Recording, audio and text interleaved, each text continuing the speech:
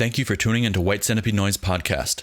Please hit the like button and subscribe to this channel. This podcast is made possible by viewer and listener support. If you enjoy this podcast, please consider supporting it at patreon.com/White Centipede Noise. White Centipede Noise is a label and mail order based in Germany, releasing top quality noise on tape, CD, and vinyl. White Centipede Noise is also the premier EU-based distributor of international noise. Visit whitecentipedenoise.com to see available label releases and weekly distro updates.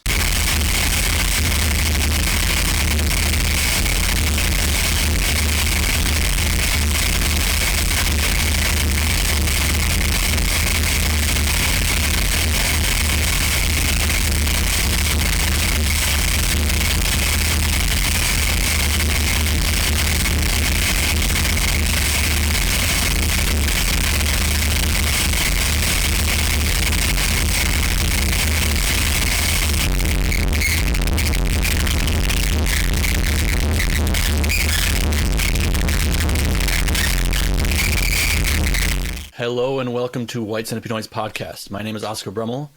Today my guest is a very unique and singular harsh noise artist and a pioneer of noise podcasting. Please welcome Roman Leyva. Hey, how's it going, Oscar? Good morning. I'm not good at compliments. No, those aren't even compliments, those are facts. So, well, thank you. I appreciate you being with me this morning. And yeah, welcome.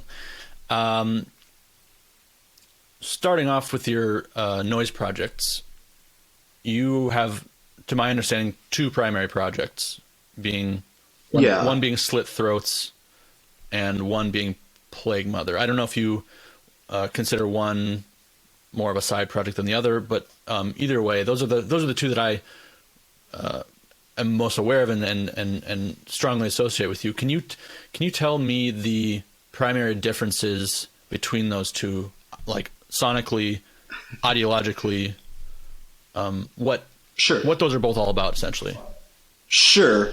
I usually tell people that Plague Mother is me in a bad mood and Slit THROATS is me in a good mood. Okay. Plague Mother has more of a personal, context, like personal emotional context. Mm-hmm. And so that's sort of reflected in the sound. You know, it's got a little bit more dynamic to it. It can be a little, like, there's parts that aren't so harsh noise. There's like right. Moody atmospheric stuff or whatever you want to call it. And then Slit THROATS is just me having fun. I mean, it's funny because a lot of people assume I just named it after a total slitting of throats, which isn't, like, it wasn't a total accident, but I actually was referring to a quote about, the quotes goes something like, sometimes a man has to raise a black flag and start slitting throats. Uh-huh. And so it's just me having fun, and it's reflected in a lot of the content too. I mean, the noise thematics there are like Japanese women's wrestling, monster trucks, and like Godzilla movies. Mm-hmm. So yeah. Okay. Those are the differences, really. Okay. What importance is theme in noise for you? Because I've obviously noticed, particularly with Slit THROATS, these themes. What role does that play in your artistic process or your creative process? For Slit THROATS, it's pretty much everything there. You know, I don't make any I'm not hiding anything there. It's not me trying to reinvent the wheel with Slit THROATS. It's just me having fun with harsh noise. Mm-hmm.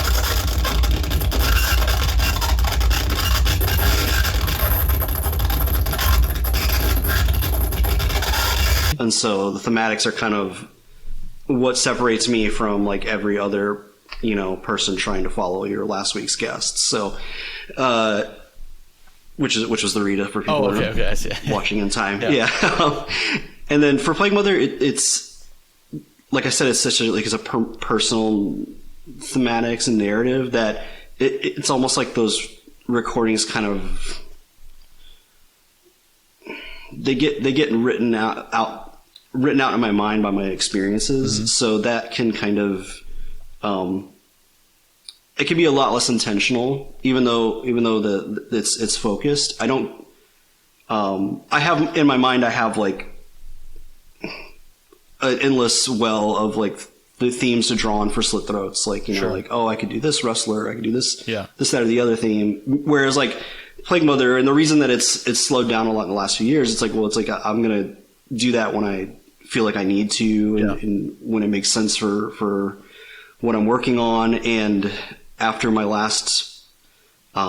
last full length that I did on New Forces, I have only done 2 other recordings, and it's mostly because I guess I just haven't had time to really reflect on how I've been feeling about my experiences, and because of the pandemic, it's just kind of been, there's not really been a deep well of experiences to draw upon personally. Could it be also safe to say that maybe it means you're not doing bad? I mean, if you say, "Oh no, that's for sure," Mother, right? Yeah, like kind of you in a bad mood. Plague Mother's you processing, negative emotions, whereas Slit Throats is more of the opposite. You've been quite active with Slit Throats. I mean, if Plague Mother isn't really needing to exist, is that a reflection on your emotional state? I think that's pretty fair to say. I mean, if you looked at the timeline of releases for Plague Mother, it drops off pretty significantly once I started regularly attending therapy. So okay. I would think that, I mean, I'm feeling better, so I don't necessarily, need to process those emotions as often or in the same manner. Sure. I don't necessarily, I don't feel tied as an artist to my own, experiences. Sure. I can separate the two. There can be what happened in my life and what I'm doing here. Cool. With Plague Mother, there's something I've been, a concept I've been kind of trying to tackle, like not really directly, but something that I'm interested in is this idea of emotional content in noise and its connection to like pure noise in the spectral sense, like crunching, I would say. And I guess my question is, a lot of the material with Plague Mother is very emotional and does give that feeling sonically. And even though you use some things like, musical interludes or spoken word, a lot of it I feel still comes from like the parts that are very much what I would call dry noise. Like, I don't mean dry as in without reverb, but I mean dry as in like spectral noise. What are some of the nuanced ways that you think emotion can be conveyed with just pure noise, or that you work with it? And do you think, and where do you think are the limits where it's not possible to go further? Well, I know just in like my recording process, this is a question that I've been trying to avoid answering in some ways for a long time, because I with Plague Mother, body movement like really affects the sound. Because my instruments are I mean, it's a contact mic and like, or a shaker box or whatever, something like that. And like,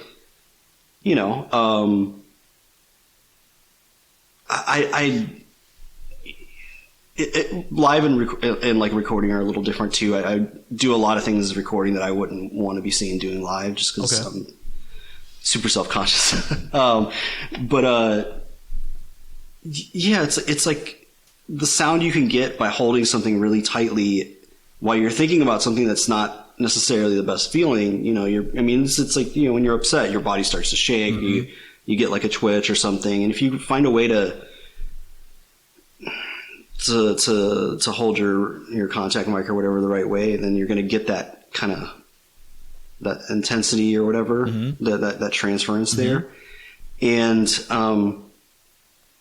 for Plague Mother, a lot of that, what I would say is like that's how I capture that moment or whatever. And then for me too, it's also like it's a lot is in how you present the tracks or the release itself. The titles are all very intentional. Sure. They're meant to paint a picture. Sure. It's meant to. The narrative for Plague Mother is usually not so specific that like someone can't find whatever they want in it, right, or find something in it, right, and apply it to themselves. But I it's not like a it's not like you can't listen to Plague Mother without knowing me and not get anything from it. Right. You can, but if you know me and you kind of understand, my general outlook or whatever, I think it makes a little bit more sense. Sure. And, I think a lot of that what you're referring to relies kind of heavily on the context in which the sound's presented in. Mm-hmm. And with just like pure harsh noise, with like Slit Throats, like I could just put Slit Throats in big bold letters on a black background and shove the tape in there without differentiating which side is A or B. Sure. And you're either gonna like it or you're gonna hate it, and there's not really like, what else am I gonna do? Right. The fun for me in that is like being like, oh, so like, like with the Monster Truck release, like, oh, I took all these VHS tapes from like, my childhood that I, went around looking for, and I just started using those sources for that. Mm-hmm. That's like fun for me. But like, if I took all that away and I just handed you a tape with no information, it's just straight up harsh noise, and you're gonna take it how you're gonna take it. Yeah. So when you record for Plague Mother, are you during these sessions tapping into these emotions and feelings and using your body as a conduit for them? That's a very well worded way to say it instead of just me rambling. Yeah. No. I mean, I'm curious about that too, because I think there are some people who I've heard them describe their recording process, even for very emotional or intense pieces. The recording process itself can be quite, cold and calculated, whereas for others it's the other way around. I mean, I don't know. That's something that's very, very interesting to me, I guess, to hear that you're really putting yourself in these states. Yeah, and it can be when you're working on this in the live recording phase, at least, Yeah, it can be exhausting for me. Yeah, because I don't want to, especially now. That's why you see one project taking over more than the other. Is I don't want to be feeling that way, and I don't want to be exhausted all the time from it. Yeah. And I think too, in a way, as I've gotten older and I've spent more time in the noise scene, the noise community, and I've developed these friendships with people that used to just be peers, I have more fun. I'm happier to be there. It's not just the connections are deeper. So it's like, well, I don't want to go to a show and play a show with 3 of my best friends and feel shitty. Yeah. So, and I'm sure like Stefan could attest to, like what it's like to be in a car with me after a Plague Mother show. It's, I'm just kind of I'm quiet. I'm not fun to be around. Yeah. So, that's another reason why, Slit Throats kind of took over more, is because it's like, I like being, when I'm with my friends, I don't want to necessarily feel bad. And like, I appreciate that they value those performances. And when they ask for them, I'll do them. But if it was up to me, I don't even know if I would do Plague Mother live because, or at least anymore, just because I feel better. I feel like I don't need to express that live anymore. Well, that's honest, and that's a good development. Maybe not for art, but for for you and for everyone else, I guess, that you're able to, that you've come a certain ways since then emotionally, and that's good to hear. This episode of White Centipede Noise Podcast is brought to you by Ride Distro and Absurd Exposition Label, Montreal-based source for experimental electronics, harsh noise, etc. Over 1,600 items in stock on all formats. Media mail shipping to the USA and affordable international shipping. Forthcoming tapes from the Rita, Mott and Violent Shogun, Andrew Nolan Misery Engine Split, Neural, Hermit Chick White Split, and Alex York. Plus an expanded double LP reissue of Merzbau's 1998 psych noise mantra Aqua Necromancer. Visit screamin'ride.com and or absurdexposition.bandcamp.com. With Slit Throats, and your general, we're gonna I guess talk about this a bit, but you have a pretty unique and vocal online presence. You are you embrace meme culture, you embrace humor, and so we're gonna get to that, I guess. But what I'm saying is, you proudly wave the harsh noise banner very, very clearly. You use this term quite frequently to identify what you're doing with Slit Throats, but just this, this phenomenon of harsh noise, this entity of harsh noise. What does harsh noise mean for you in your life? What role does it play, and what significance does it have in your life?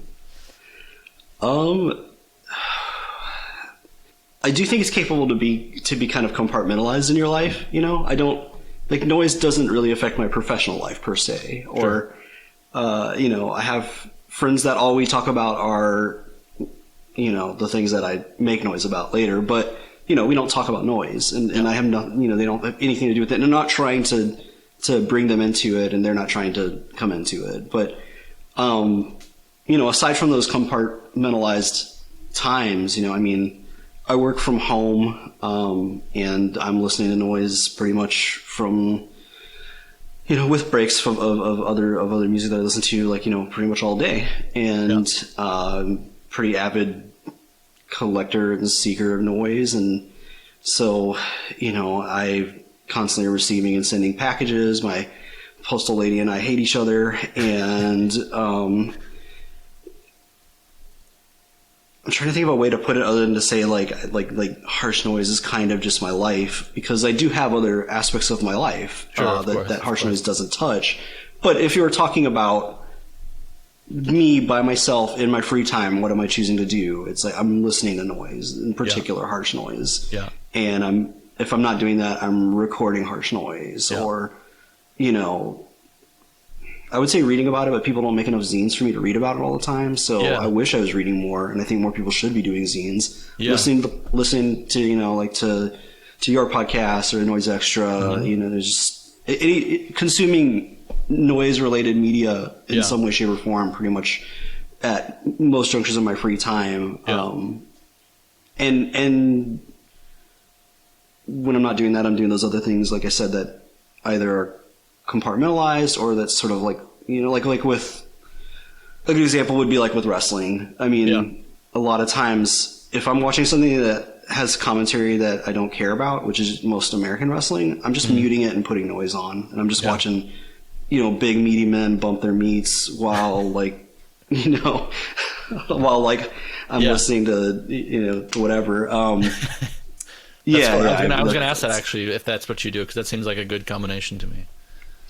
I tend not to do it with Japanese stuff, because the Japanese announcers are so emotional, and they really are, even if you don't understand the language, which sadly I don't for the most part, it's like a soundtrack, and they have like crescendos and stuff, whereas like American wrestling commentary is usually just really insipid and awful, and being able to understand it probably has something to do with that. I guess it's maybe a benefit. I'm sure that you can't understand the Japanese language, because then you're able to appreciate it acoustically without the content. I don't know if it's necessarily, but that has maybe a different like you said, it's a soundtrack. And I've had a few friends on, and I've wondered, like, it's like, are there like Japanese wrestling fans over there that are just saying the exact same thing, but they're just like, I just mute the Japanese guy and I put the English guy on, and he's saying shit that I don't understand, but whatever. Sounds cool. Sounds cool.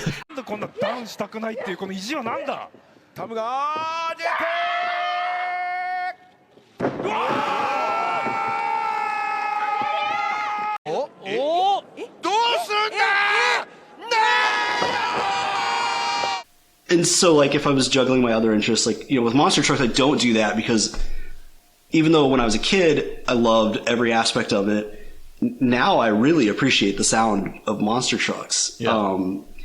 And I think it was Luke Tandy who said to me, he's like, a monster truck crushing cars is like the purest natural occurring harsh noise that you can hear. Sure. And it's true. It's great, Sure.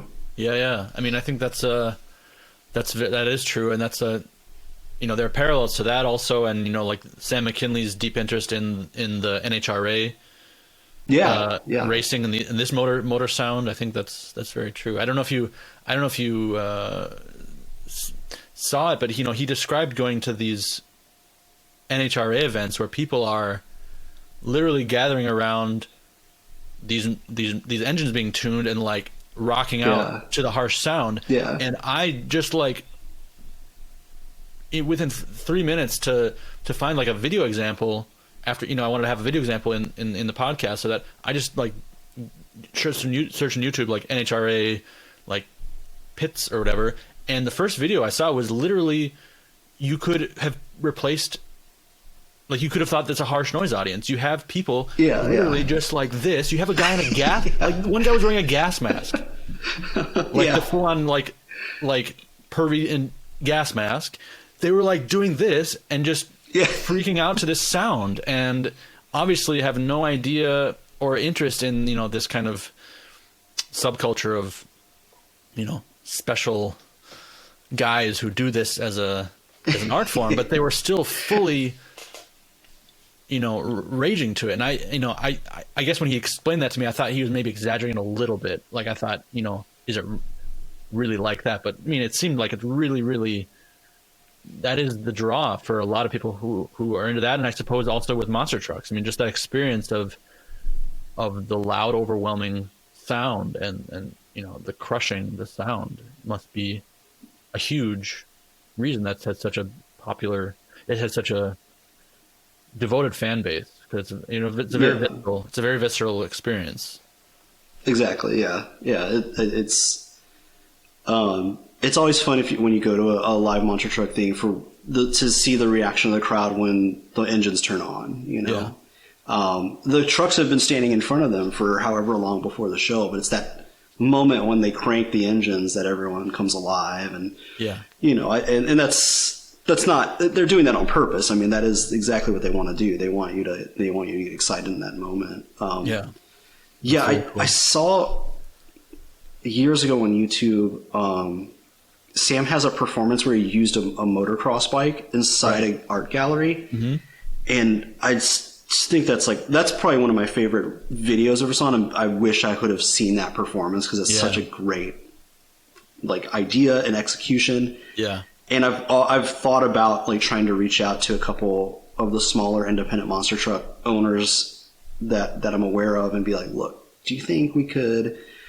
But that would also require a whole other conversation about what noise is, and I just don't know if I want to alienate these.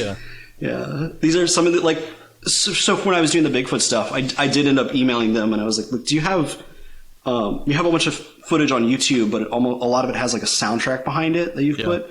And I was asking, I was like, do you have any without the soundtrack? And they sort of answered, sort of didn't answer.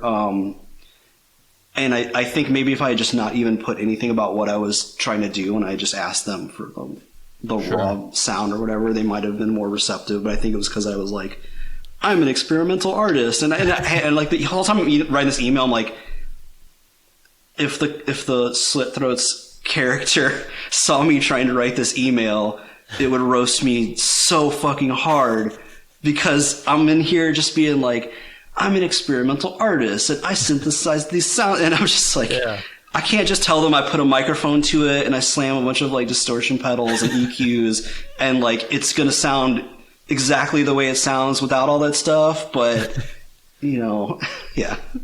Cool. I think that's a great idea, though. I think that's stuff like that should be further explored and experimented. I think there's many realms like that are untapped. So I think that's awesome. You told me, you said a moment ago that you spend a lot of time reading noise zines and also listening to noise podcasts. So you have, or had, I'm not quite positive what the status is now, had a podcast called Harsh Truths, which was, I don't know, well, can you tell me about starting that podcast? What motivated you to start it?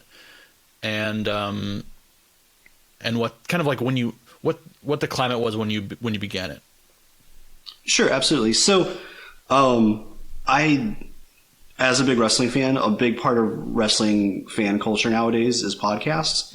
And so starting in like 2014, I became aware of a few podcasts about wrestling or done by wrestlers. And one in particular that I really enjoyed was this independent wrestler from Chicago. His name's Colt Cabana. He had a podcast called The Art of Pro Wrestling, and he would just interview other independent pro wrestlers, and they would talk about wrestling and why they became wrestling, how they got into it and all that. But it was really just a wide-ranging interview about this person's life, because these people have really fascinating lives, because it's a different fringe culture, but it's a fringe culture nonetheless. Yeah. And so, as I listened more and more, I learned that he got his idea because he was a really big fan of the Mark Maron podcast. So he kind of was like, I like this podcast. Why don't I just do this with wrestling? And so, of course, if it isn't obvious, like a lot of things I get really into, I start looking for ways to filter it into noise. I was like, well, why don't I love this podcast. Why don't I do this for the thing I like? And, I thought about how a lot of times,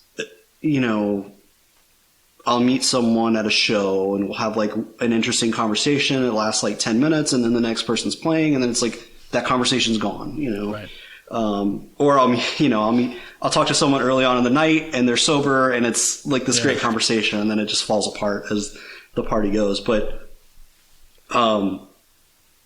there's some of those people that just, they don't have, some people you don't have access to at a show to really get into like what got you here, or what do you anything like that. So I wanted to do that with noise. And so this was 2015 is when I started doing the interviews, because that was when I was living in Milwaukee and the Noise Fest was coming up. And so it was just an easy way to be like, at the time I lived like three houses down, or like houses, three places down from the board ward.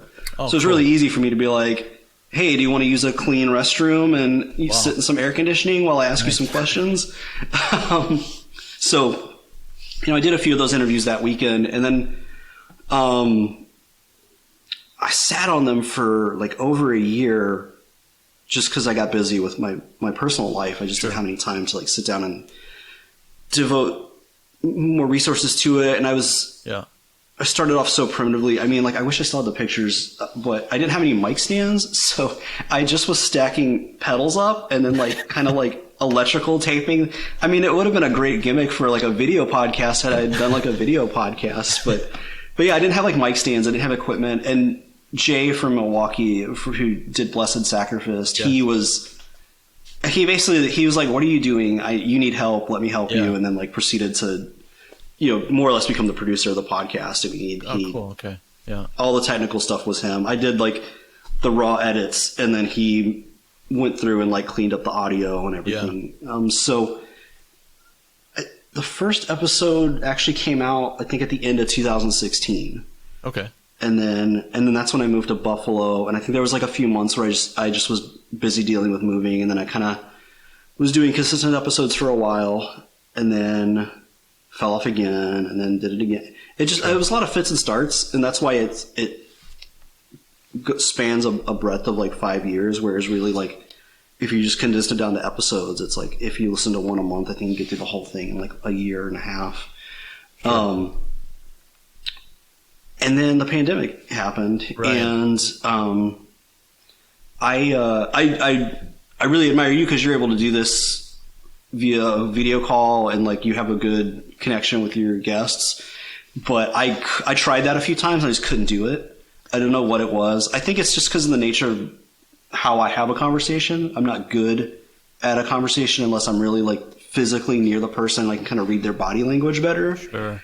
It is tough. I mean, it is tough with the video call thing. I've gotten used to it, but all through the pandemic, basically until I decided to start doing this, I wasn't doing Zoom calls, so I'm kind of getting used to it. But like, it's still not an ideal situation for sure.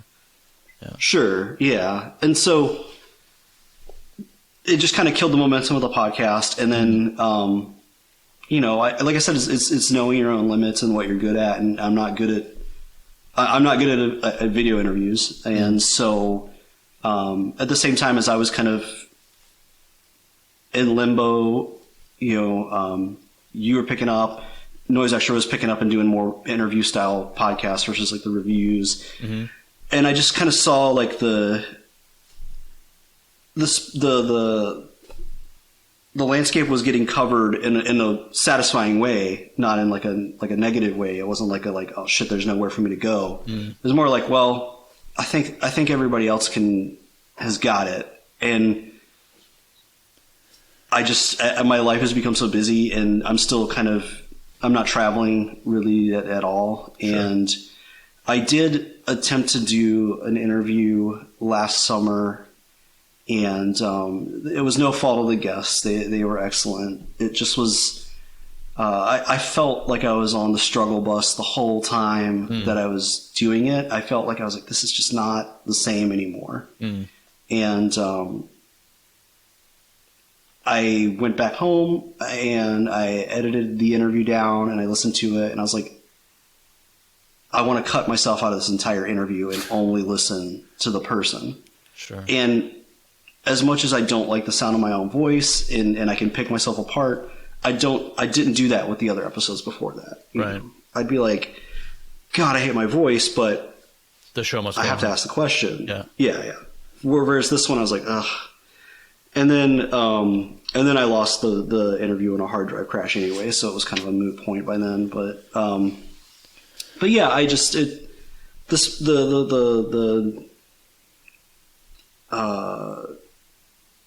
space and noise for podcasts is being carried quite well by White Centipede Noise and Noise Extra. So if it drops off and there's space to be filled, maybe I'll go back. But I'm happy listening to y'all's podcasts. I have to disagree because, like you said, you said you wish there were no more noise zines that were out, because you like reading them.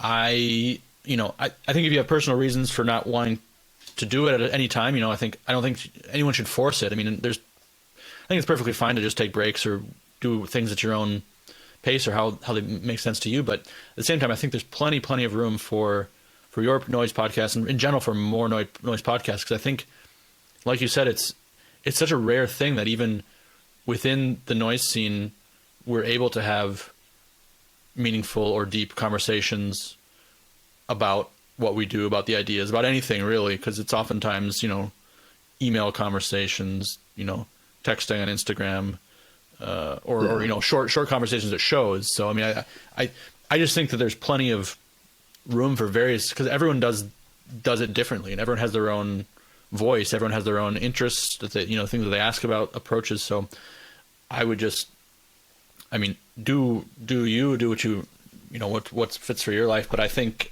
definitely your podcast is missed, and it would be welcome to be reactivated at some point. And I think I think people listening, if they're not aware, they should definitely check it out. You've got about 22, 24 episodes, something like that. Something like that, yeah. And they're, great. A lot of guests that not a lot, but a few guests that I've talked to, in a totally different context. So, I think everyone, it's so, everyone does things in their own personal way. And particularly you're very personal in your approach to your music and your everything. So I don't think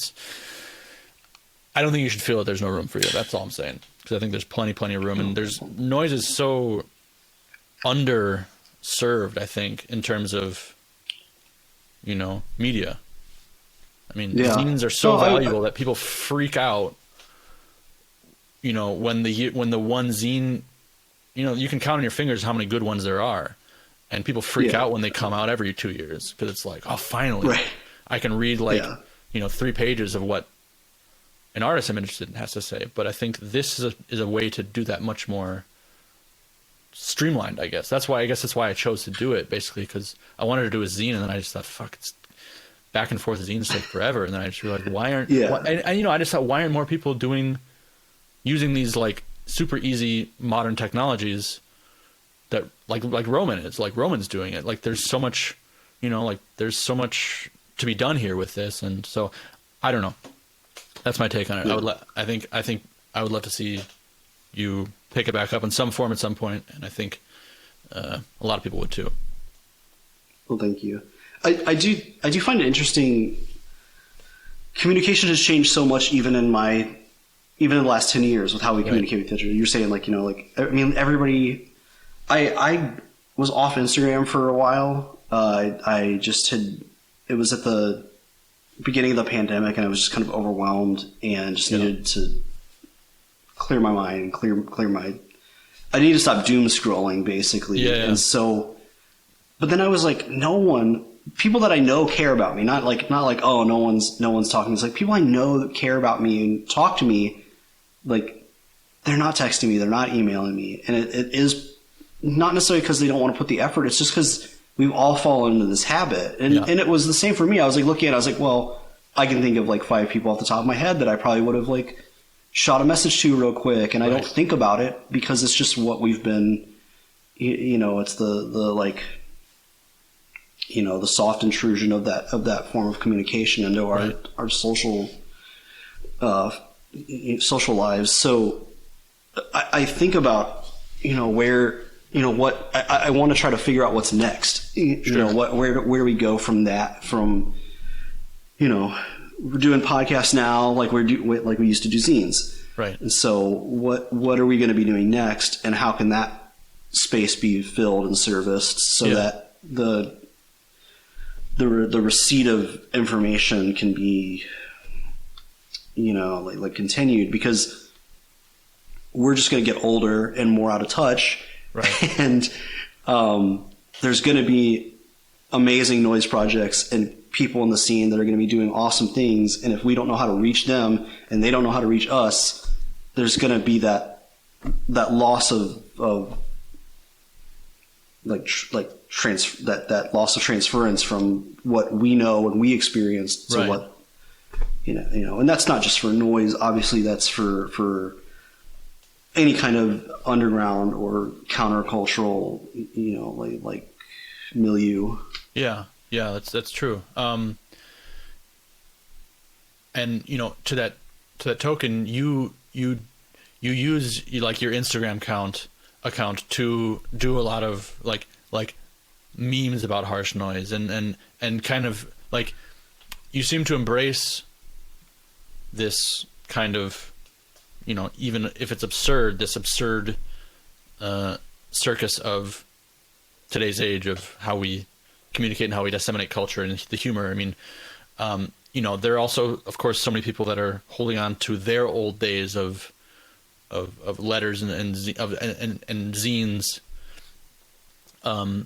Is that willingness to embrace the kind of modern culture of communication? Does that have to do with this desire to stay kind of present in what maybe new generations are experiencing and not kind of calcify yourself, or what is the motivation between kind of embracing that culture? Because obviously, I mean, there are people who don't at all. There are people who surely criticize it, and I've seen plenty of people not criticizing you, but just generally criticizing noise memes, Instagram. I mean, I've criticized Instagram a million times, and I still do. I mean, but I mean, you're very like consciously using that platform as a tool. What's the motivation behind that?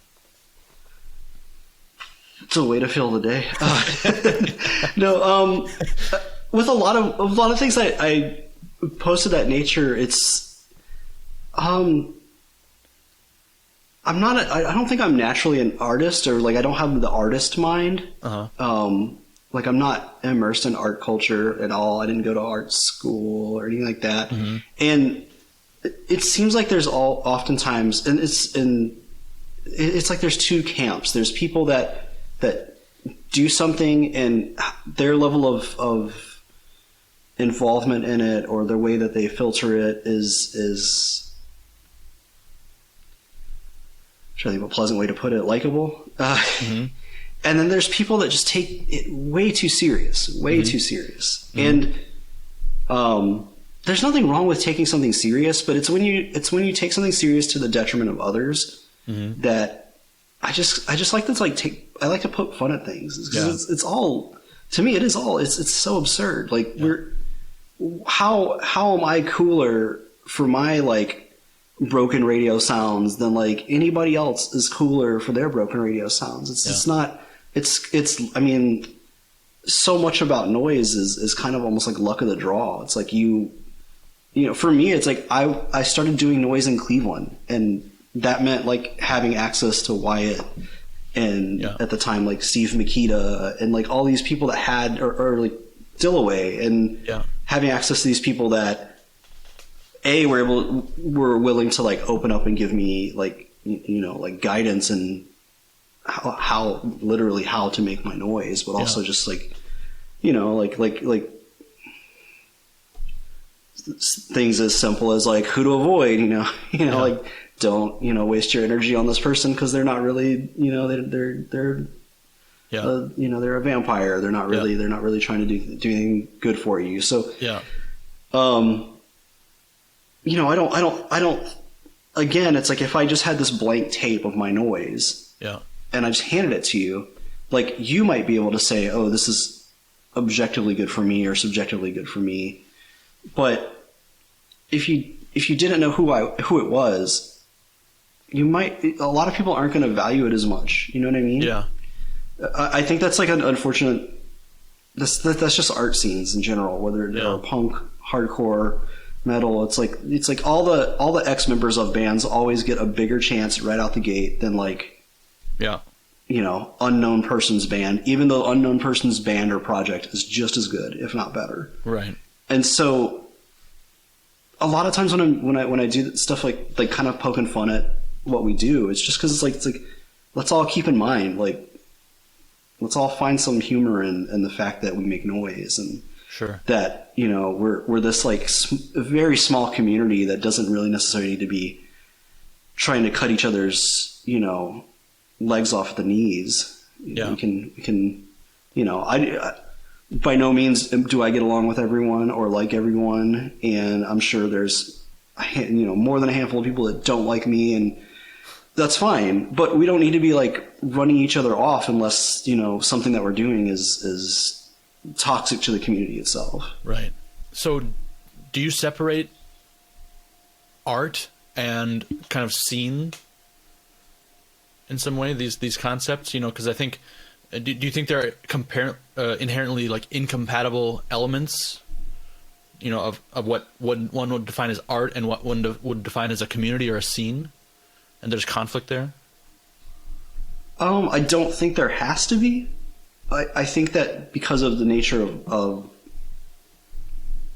culture as it is, not specifically ours, but just overarching culture, that there's things that come into conflict with one another. And it's because so much of art is commodified, you know, and that requires, if you're selling something, that requires having to sell it, you know, that requires having to market it, you know.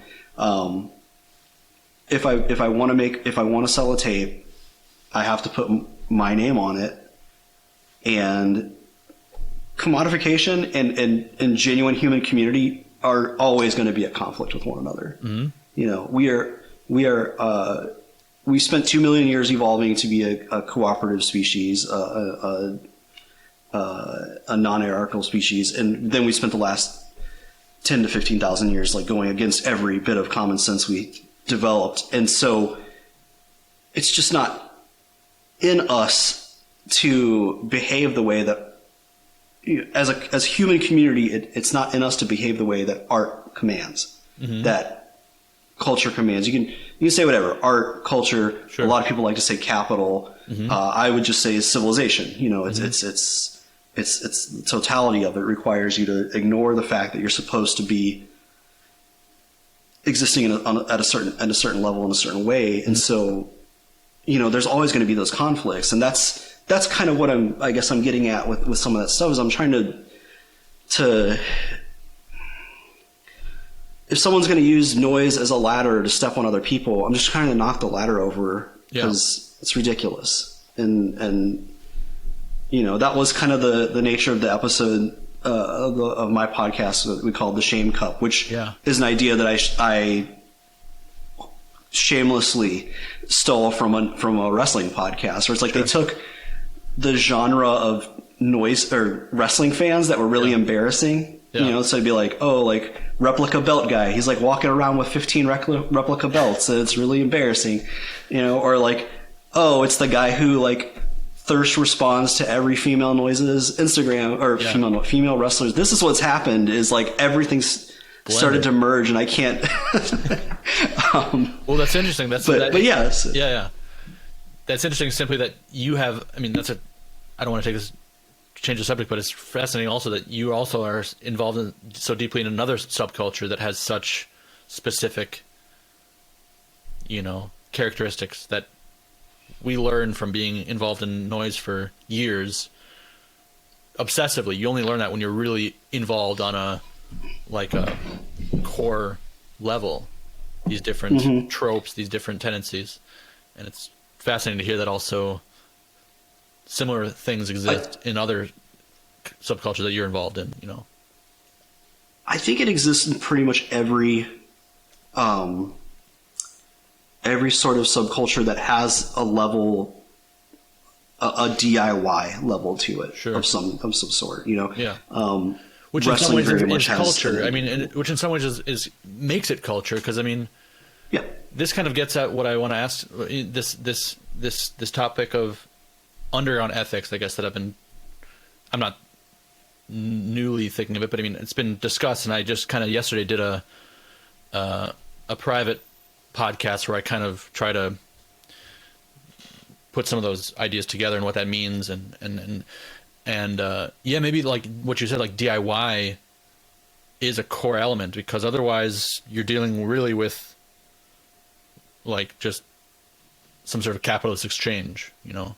Not that there's zero culture involved, but I mean, with another type of maybe music or product or hobby or interest, you know, it's very clearly defined business. So you're interacting with it on a very, you know, consumer level, even if there are things that are brought in that make you kind of feel like you're involved in some other way. But yeah, noise and maybe wrestling. I don't know much about wrestling, I guess, but noise is a very DIY, just in the sense that not in the sense, oh, everyone's hand pasting their own stuff, but everyone is very, very involved.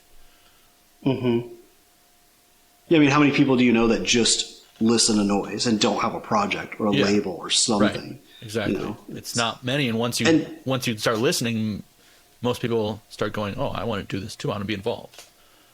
Yeah. I think that's one of the great things about noise is that the point of accessibility for noise is so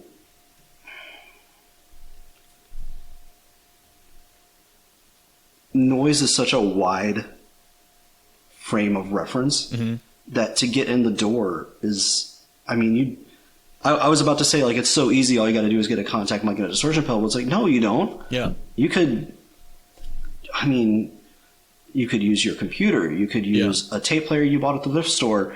You could drag a sheet of metal across the sidewalk, you know, like, and so like, it really is a kind of a rare,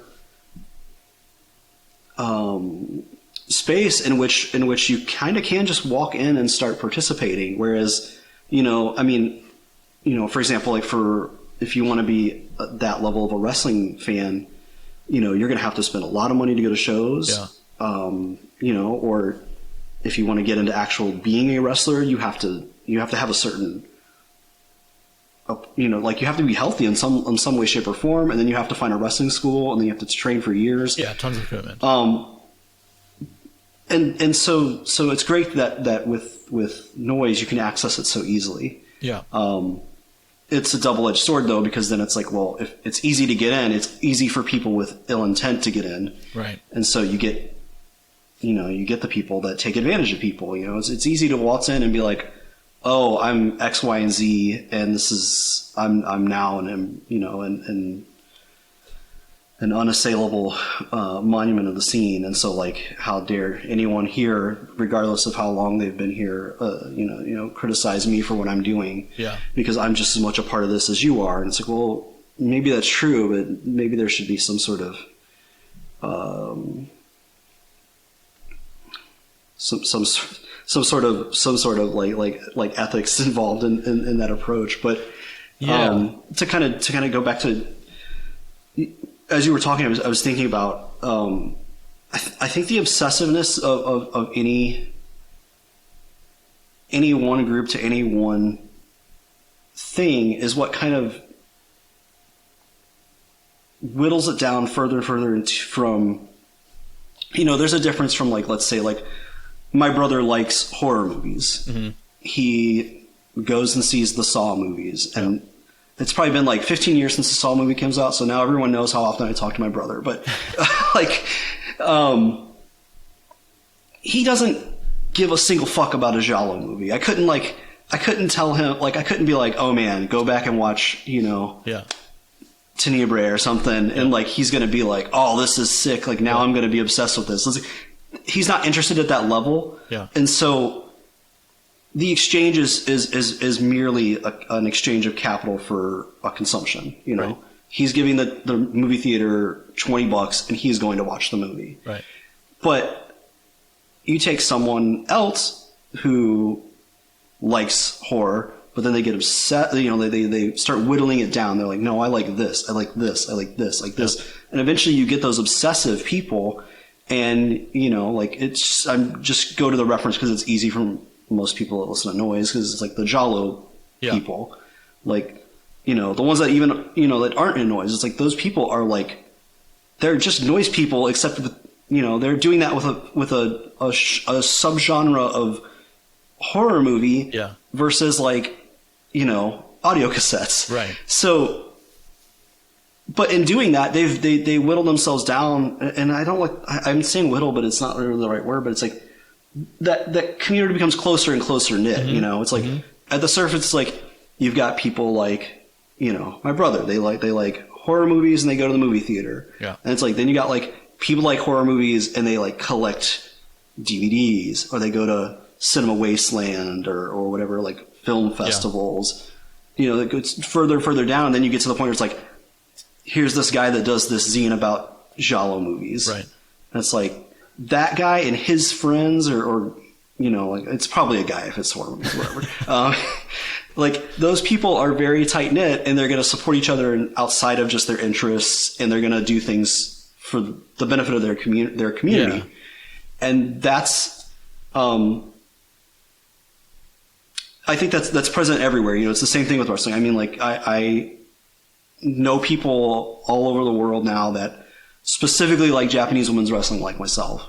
And, we talk about this one thing, and it's very obsessive, and we got each other's backs, if someone gets sick, it's like, well, I'm going to give to their GoFundMe because I know that they like this thing on this level. Yeah. So that's the great thing about obsessiveness when it comes to, I guess that is like with like art, is that like as you get more obsessed, you're actually reducing the art's ability to just be a commodity. Mm-hmm. It starts becoming more and more important as something else. It's a rallying point for community. And that's a thing that I love about noise, is that, especially harsh noise, like, we kind of have a ceiling. Like, 50 million people are never going to listen to harsh noise. It's just not going to happen. And that's, to me, a good thing. It shouldn't happen because we need to be a close, people in general need to be finding reasons to have more community, not less community. Sure. And that's a danger of the like, there's a danger of the semantics and performative elements of some of the ways that things get presented in terms of the concept of accessibility. It's like, well, am I saying that people should be specifically targeted to be like left out of things? No.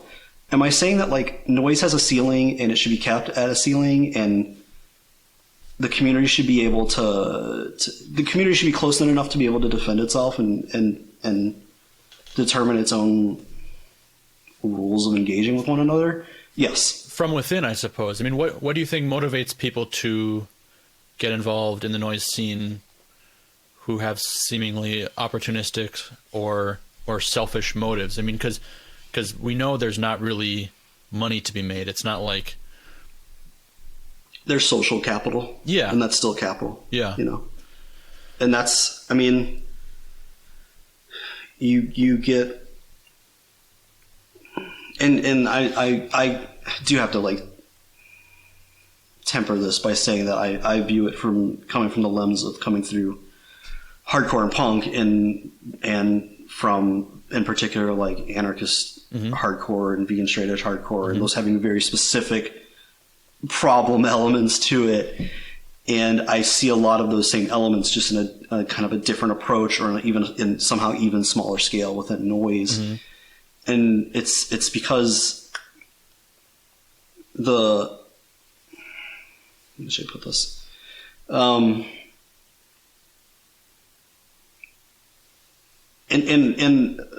all of what I speak is what I know of American noise. You know, I haven't spent enough time in the European noise community or anywhere else to really speak on them. Although I feel like having conversations with people like Dean in the UK and with, you know, with others, it's like I kind of think a lot of places have the same problems or the same issues in general. So you look at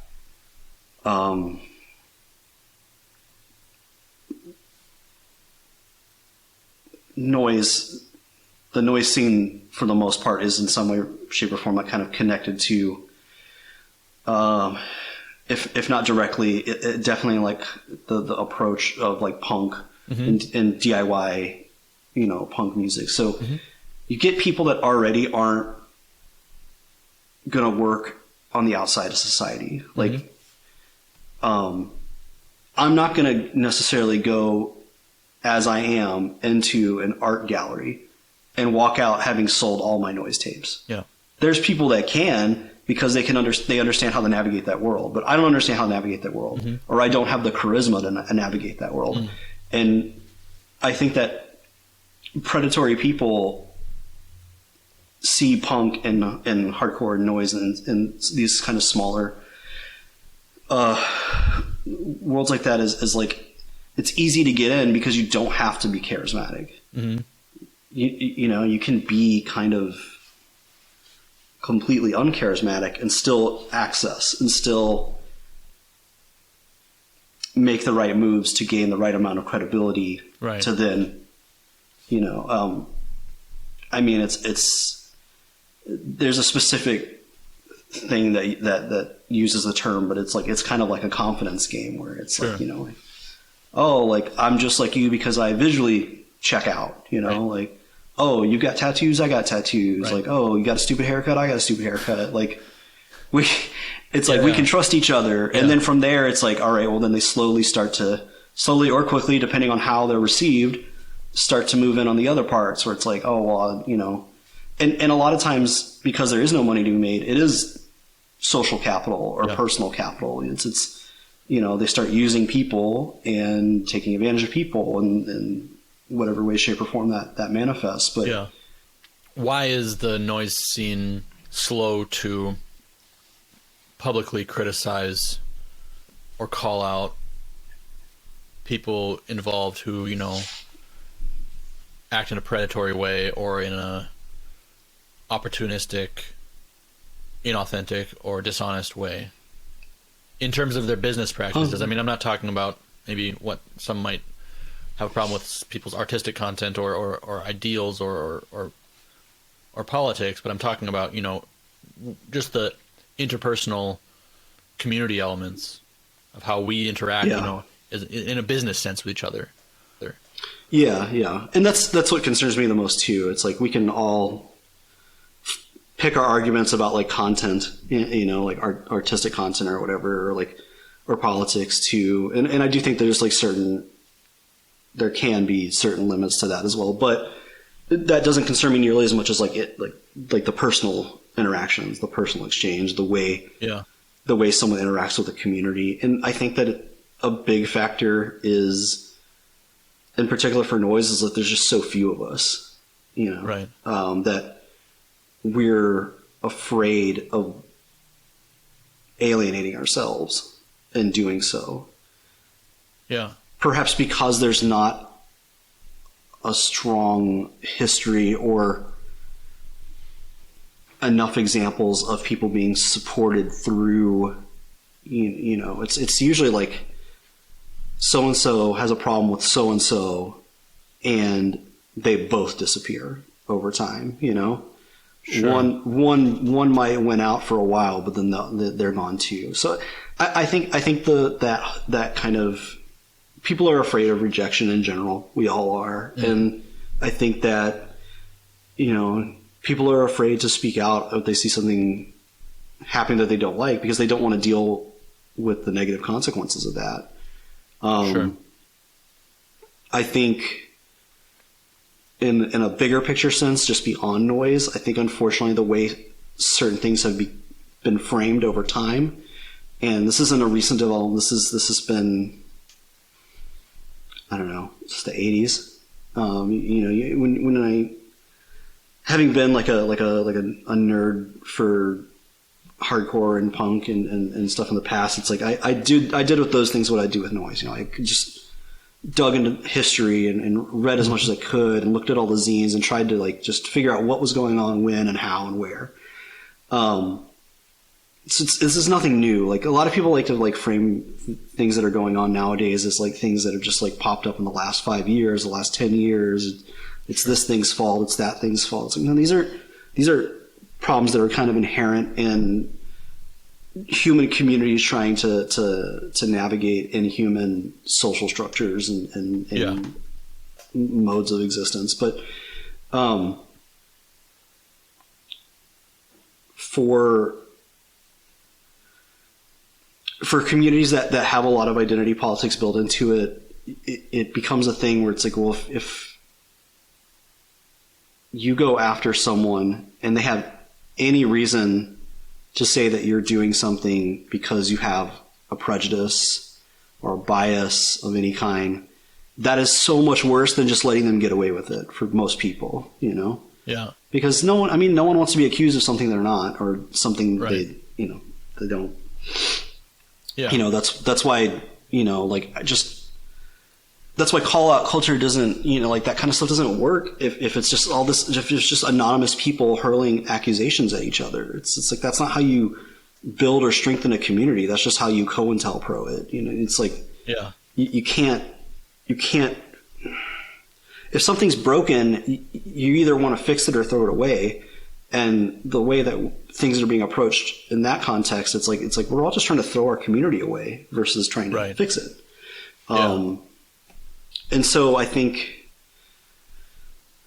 I think people do kind of fear that retaliation, and the retaliation being so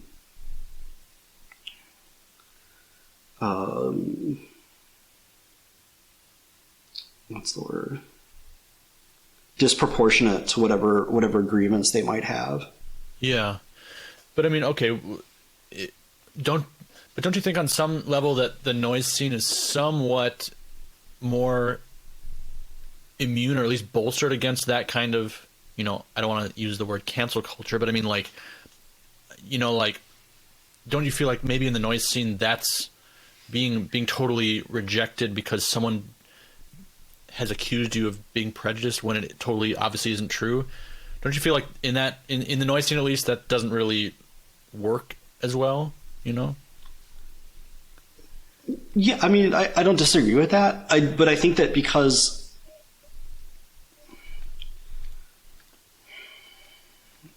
noise, most of us don't just exist in a bubble of noise. We're kind of adjacent to something. And whatever we're adjacent to is bigger and can still affect noise, and noise can still affect it, you know? Right. You know, just if you're in the local noise / punk, it's also like, it's also kind of like a I'm trying to think of a way to navigate this where I don't sound like an asshole or an idiot. But yeah, I mean, like a lot of us have things that are adjacent to noise that are bigger, and the consequences are larger. And and I think people get worried about those things affecting one another, you know? Yeah. You see people go, the kind of people that take advantage of people will go from like larger scene to smaller scene to smaller scene to smaller scene, you know? And that's how they get away with taking advantage of people for so long, is because there's fewer people to spread the word. Or they've just ran out of people. They've exhausted their options in these worlds. So they're starting to. I get what you're saying, but I also feel like you are someone who uniquely hasn't shied away, and you don't generally shy away from you know, I guess what we might call talking shit. You made a tape called "Starts a Scene War," and which has, you know, about 10 or so brilliant track titles. You know, I have a few in front of me here. Your success is entirely dependent on your drug connection, and it shows.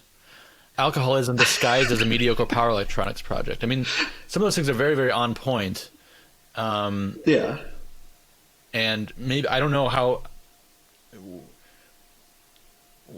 Do you feel like that should be, you know, things like that should be addressed more? Just like these, just certain cheap or ugly tendencies? I mean, you seem like you do have a willingness to address them and speak on them. What's your experience with that? Been? My experience with just saying what it is. My experience has been people don't respond well to it. But it's. I mean, I guess I've never really felt like I have much to lose with it. Yeah. It's way harder for me to tell a lie and to fabricate a persona than it is to just like kind of. It's such corny, but it's like honesty is the best policy. It's like it's just way easier for me to just tell the truth. Yeah. And if it sucks, then it sucks, and like get it out of the way. Like that's just who I am. And you know, as a even though I am Mexican, like I'm white passing. I'm a dude. Yeah. I'm, like I have a lot less to of course I can say I have nothing to lose because like the world's built for me. Right. But I do I don't feel it's like, oh, like, is that dude who knows that song title's about him going to be mad at me? Like, oh no, what's he going to do? Like get on the internet and like say some mean things about me? Like get in line. Yeah. Like, have you gotten beyond that tape, or have you gotten into like direct confrontations with people about these kind of things? Not too many like direct ones, because I mean, or have people called you out? Have people come to you and say, you know what, like you're talking about, think you're trying to diss me, like fuck you? Does anyone ever come to you? Because I think that's another element. I think I get the sense that people just like when shit starts flying, most people are just like they just try to kind of just. For the most part, yeah. Dodge for the most part, yeah. There's been a couple people. I always remember this one dude on the internet on Instagram responded to something I said or did. I can't remember what it was now, but they were just like, "Oh yeah, like whatever. You're just a derivative of the Rita." And I just was like, "Are you trying to insult me or compliment me? Because like, thank you and fuck you, like." Thanks. Like, you're not hurting my feelings by saying that. Could you say that more to more people so that like they'll listen to my shit? But most people just duck out and don't say anything. Even if they know you're talking about them specifically, they won't. And no, like, I don't think I've ever had a face-to-face confrontation about anything with anyone, at least a noise. Like, it's a lot of hey mans and no eye contact or like. Right. Being on the other side of the room when you're doing something stupid, like it's right. That's what it is. But, again, like with that tape, it's just like, I'm just trying to like bring people back to the ground. Yeah. Like just ground yourself. Like, like no one would listen to your shit if you weren't selling everyone coke. Like, like that's like, do better with your shit, I guess, or like it's not even necessarily, sometimes it's not even so much about whoever or whatever I'm like annoyed or pissed off or cracking jokes about. It's like, it's about all of us just kind of letting it happen and not being like, this is a thing. Yeah. you know? So what are some things that really bother you about noise scene politics? What are your current fucking everything. angries? Current angries? I was gonna do another episode of the Shame Cup, and then it just never happened. And I had all these like genres of people listed. Yeah, the Shame Cup. One of my least favorite is is absolutely mandatory listening. If anyone here has not listened to that yet, it's Roman, Matt Betke, and Stefan, I believe, in the car, and it's scary how accurate it is. But yeah. So what are your current updated Shame Cup categories? The one that I really like to pick on is what I call power electronics failed anthropologists, because there's like this, and it's not just noise, and it's not just a specific kind of people, but there's just like fundamental misunderstandings about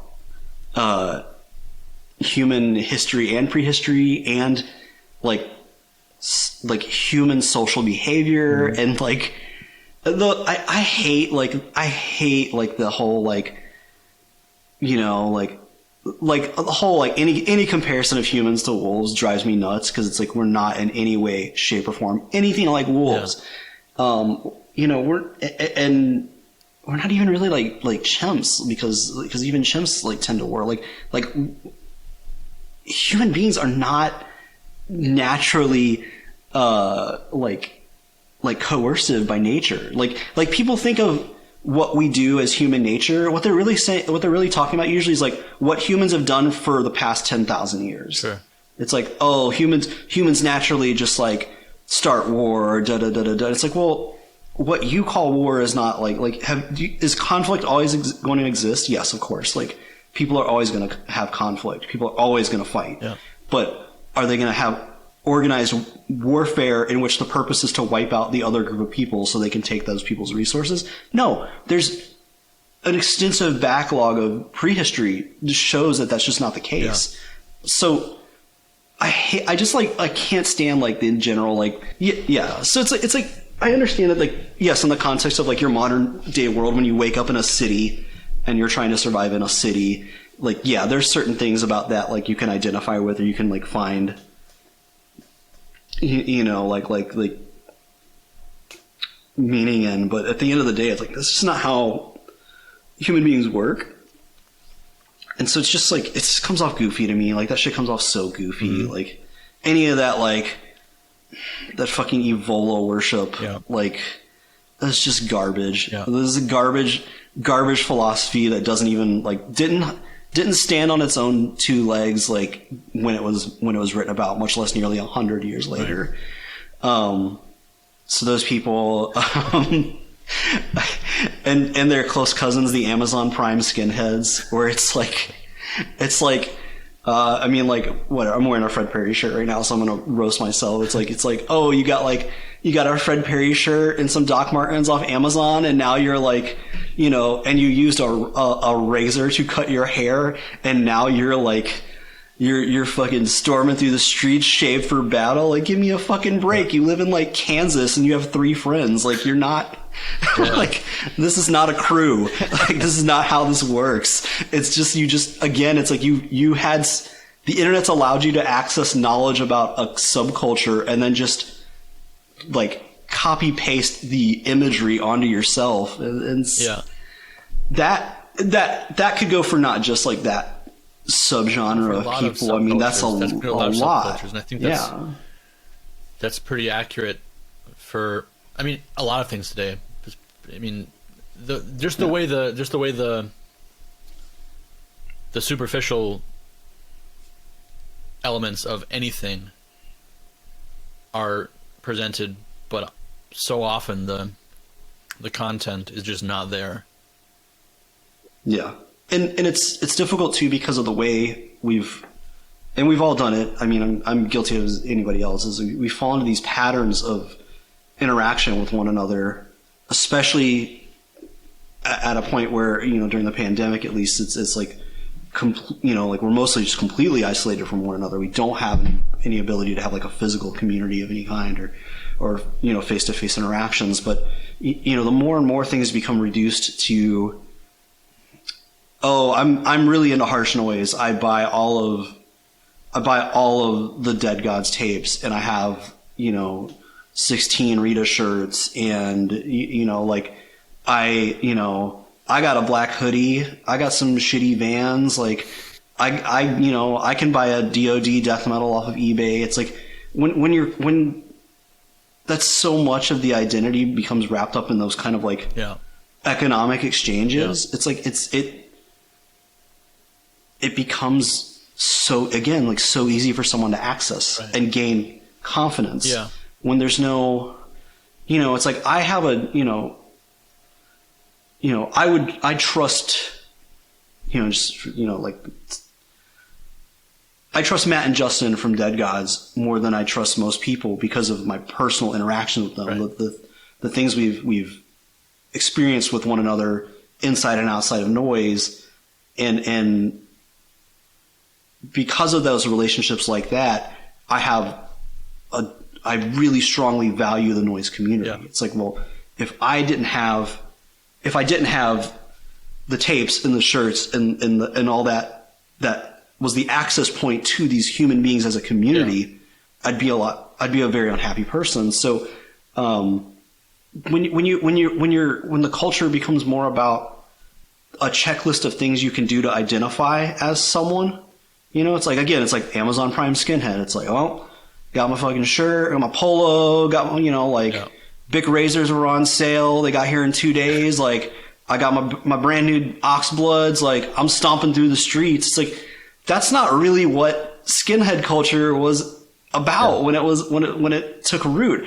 And so you're missing a huge chunk of what drove some of that earlier imagery and that earlier like mode of thinking. It's like when they're talking about crews, it's because they literally had like a group of friends that they relied on each other for survival because they were impoverished.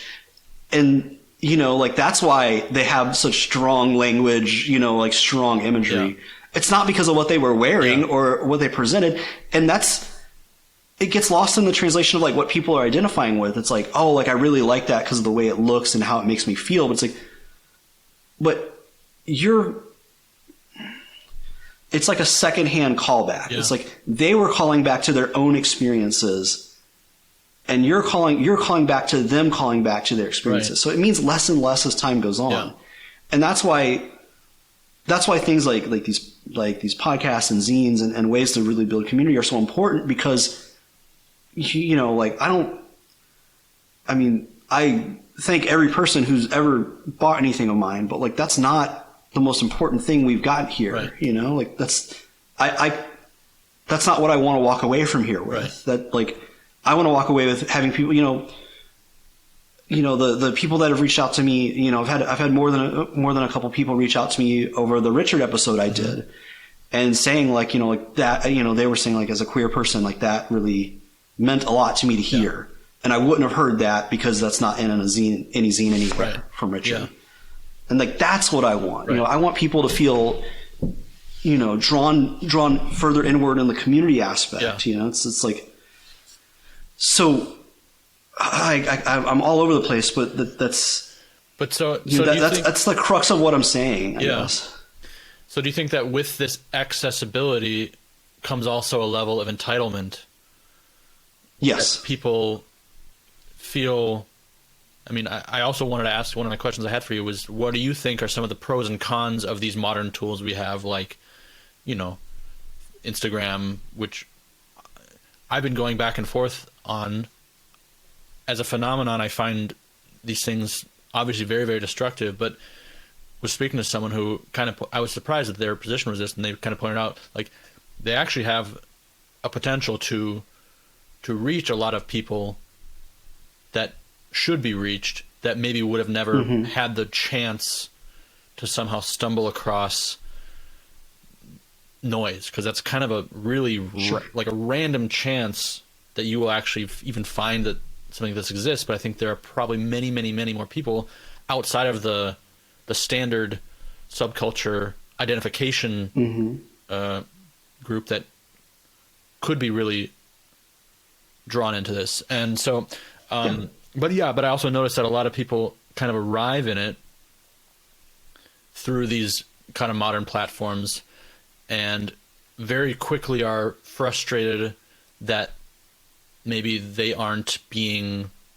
consumed on the level that they feel they're entitled to, you know, or, you know, they think there are gatekeepers out there that are stopping them or not, you know, and it's, you know, it's kind of, to me, it's what you are kind of getting at, is that it's this involvement and this commitment that is actually what earns you, you know, a place. Or should, exactly.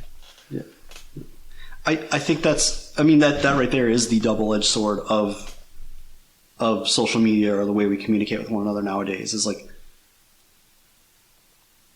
reach a broader audience, but reducing the way we interact. Right. You know? Yeah. Like I can reach so many people making a post on Instagram about my, for example, like, you know, for the last couple of weeks, I did another memorial benefit release for in memory of Hana Kimura, and you know, I got orders from people I would have never. They're not, you know, I did, but it's like, it's not just people's names on the list that I recognize. I'm like, oh, that's my friend. That's my friend. And you know, there's people I don't know these people. You know, I don't know them from Adam. So, I was able to reach those people. But at the same time, if I don't do anything to follow up with those people, all I've done is sold them a thing. Right. And so I don't have, like, there's a capital value there. Right. There might be a social capital value there, but there's nothing substantive for the community there, you know? So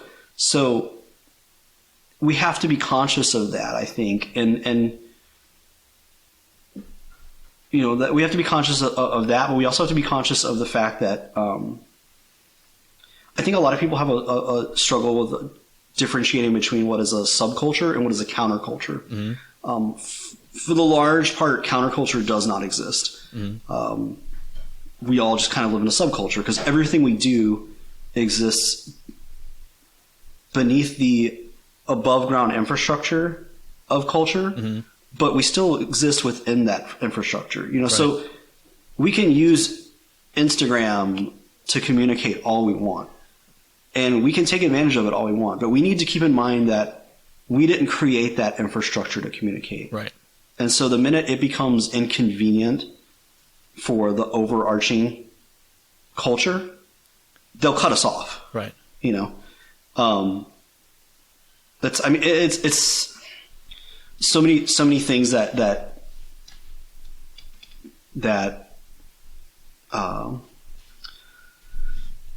societies, civilization, industrial society, whatever you want to call it, so much of what it does, it follows the same kind of routine of addiction building. You know, it's you know, and it's kind of funny because, you know, if it isn't already, it's like, how much longer before we have a official diagnosis of like addiction to social media? Right. You know, addiction to your, you know, people talk about it, it's like, I'm addicted to my phone, I'm addicted to the internet. Right. You know, and so, you know, that technology just followed the pattern laid before it by, you know, agriculture. Not everyone depended on agriculture, you know, even 500 years ago. Right. And now it's like there's like, you know, very few people that do not completely depend on agriculture. And, you know, everyone probably watching this and listening to this depends on agriculture. And so we're hooked on that way to get our food. Right. It's like, I'm not going out there and foraging for my food, or, you know, hunting or trapping for my food. Yeah. And so I guess I'm just saying, those things are done on purpose. You know, maybe not consciously by everybody, but right. the original impetus for all these things was to make you dependent on someone or something that can manipulate you, right, and coerce you. Yeah. So it's like, you know, like I mean, if Instagram today was like, look, we're deleting your account unless you only make modular synthesizer sounds. Yeah.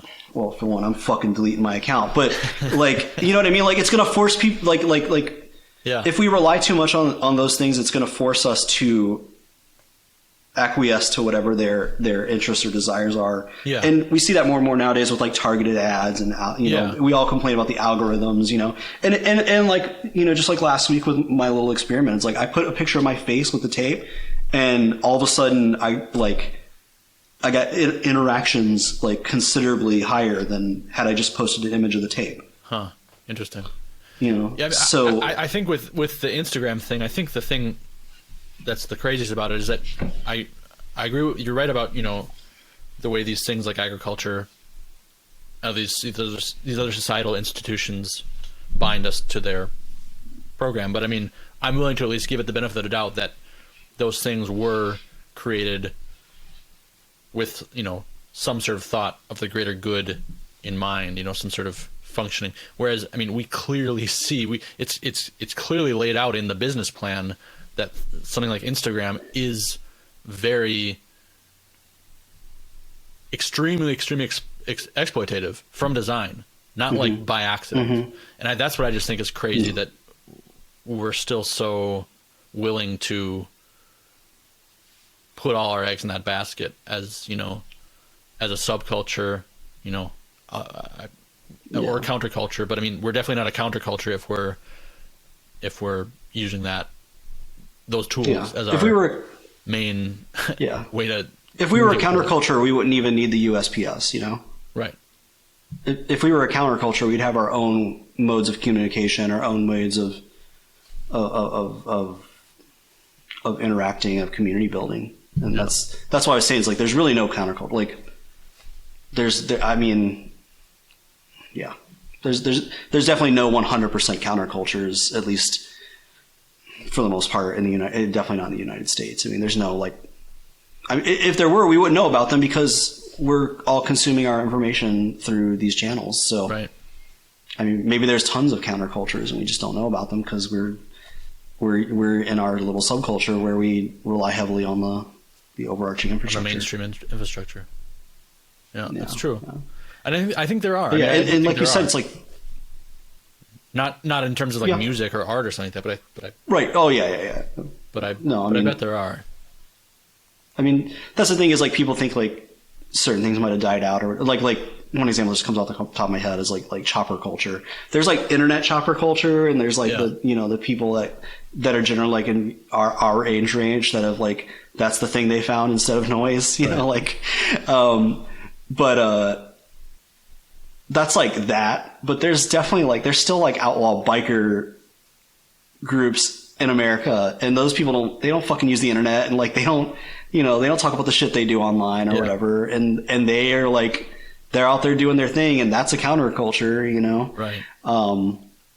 So yeah, you're definitely right in that. Or they use one of those that social media platform that Trump set up or whatever. I mean, I forget what it's called, but isn't there some sort of like free speech platform out there for? Yeah, I can't remember what it's called. I try to like it's funny because it's like that's what's going to happen as people like gather about these big these flagpole ideas, these goalpost ideas.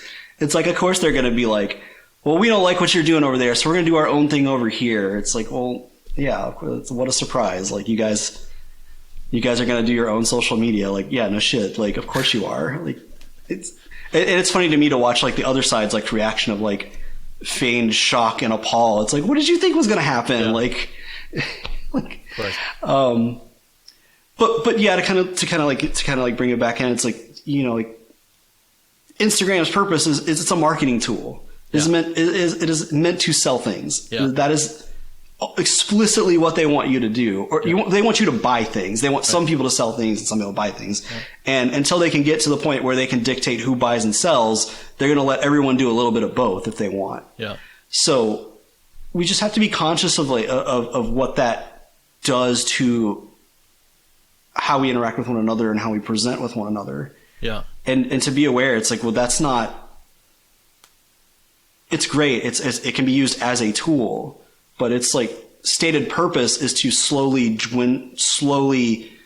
chip away at the thing that we are drawn to. Right. You know, what if we're not directly drawn to it, to go back to the like Amazon Prime skinheads, it's like the aesthetic, you know, they're aesthetically drawn to something. Right. But that aesthetic wouldn't exist without that community aspect that develops. So it's just so easy with the internet and with social media to kind of get lost in the weeds. Yeah. And to sort of forget why something exists, or like what is special about the existence of it. Like what makes noise so unique? What makes noise so special? What makes whatever so special? And because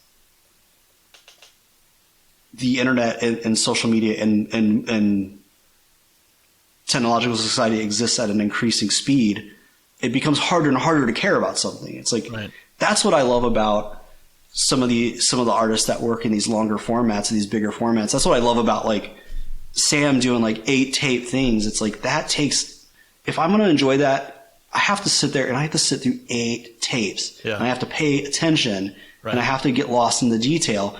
I can't be flipping through my phone or, you know, whatever. And so that's something that I think is kind of like great about harsh noise in particular, is because it kind of, if you really are a fan of harsh noise, it requires a level of attention that removes you from kind of the like rapid fire interactions that culture demands right now. Yeah. Yeah. So with all that said, what to you are some of the key tenets of underground ethics or underground culture? I think the most important part of any sustainable community or culture is being rooted in the reality of what it means to be a human, and that reality is that we evolved to be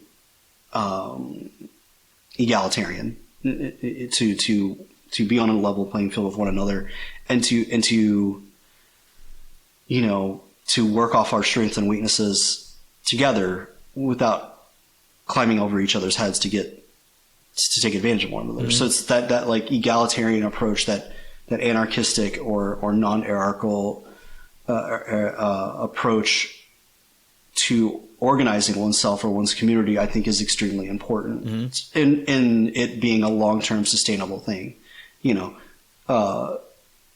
and to,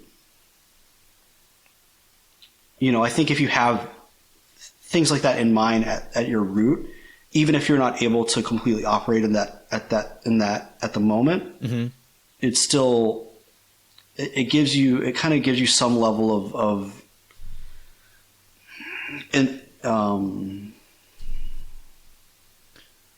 it changes your impulse to behave a certain way. Yeah. So it's like, you know, like, and I think that a lot of what happens with especially like anarcho-punk communities is that they don't, you get this really like all or nothing, like, well, if I can't do it exactly like this, then it's useless and I'm not going to do it that way. Right. And it's like, well, as I've gotten older, I've kind of seen it a little differently, where it's like, I understand what world I'm living in. You know, I mean, I'm in this room, I got electricity, I'm using the internet, you know, I got heat that's not kicking on for some reason, and it's getting cold, even though it's fucking almost April here. Like, I take full advantage of things that I know are fucked up. Like, I know where that electricity comes from and what it costs to be created. Right. You know, I know what precious minerals go into a laptop and how many children are being held at gunpoint to dig those out. Right. You know, at the same time, you know, I'm acknowledging that exists, and I'm acknowledging the hypocrisy of me being completely immersed in it. But I'm not going to just throw it all away and say like, well, then I can't say anything about it, or I can't do anything about it. And I think you can kind of take that approach to building and existing within your own community or within a noise community, where it's like, you know, like, yeah, I might have to take charge and book this show and, run the PA or whatever. Yeah. I got to do it all myself because I don't trust like Ding Dongs 1 and 2 to not like go blow the flyer money on beer or something. Yeah. But you can still like you can still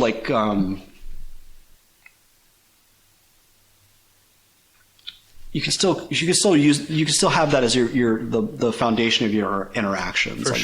For sure. Absolutely. And I think one thing I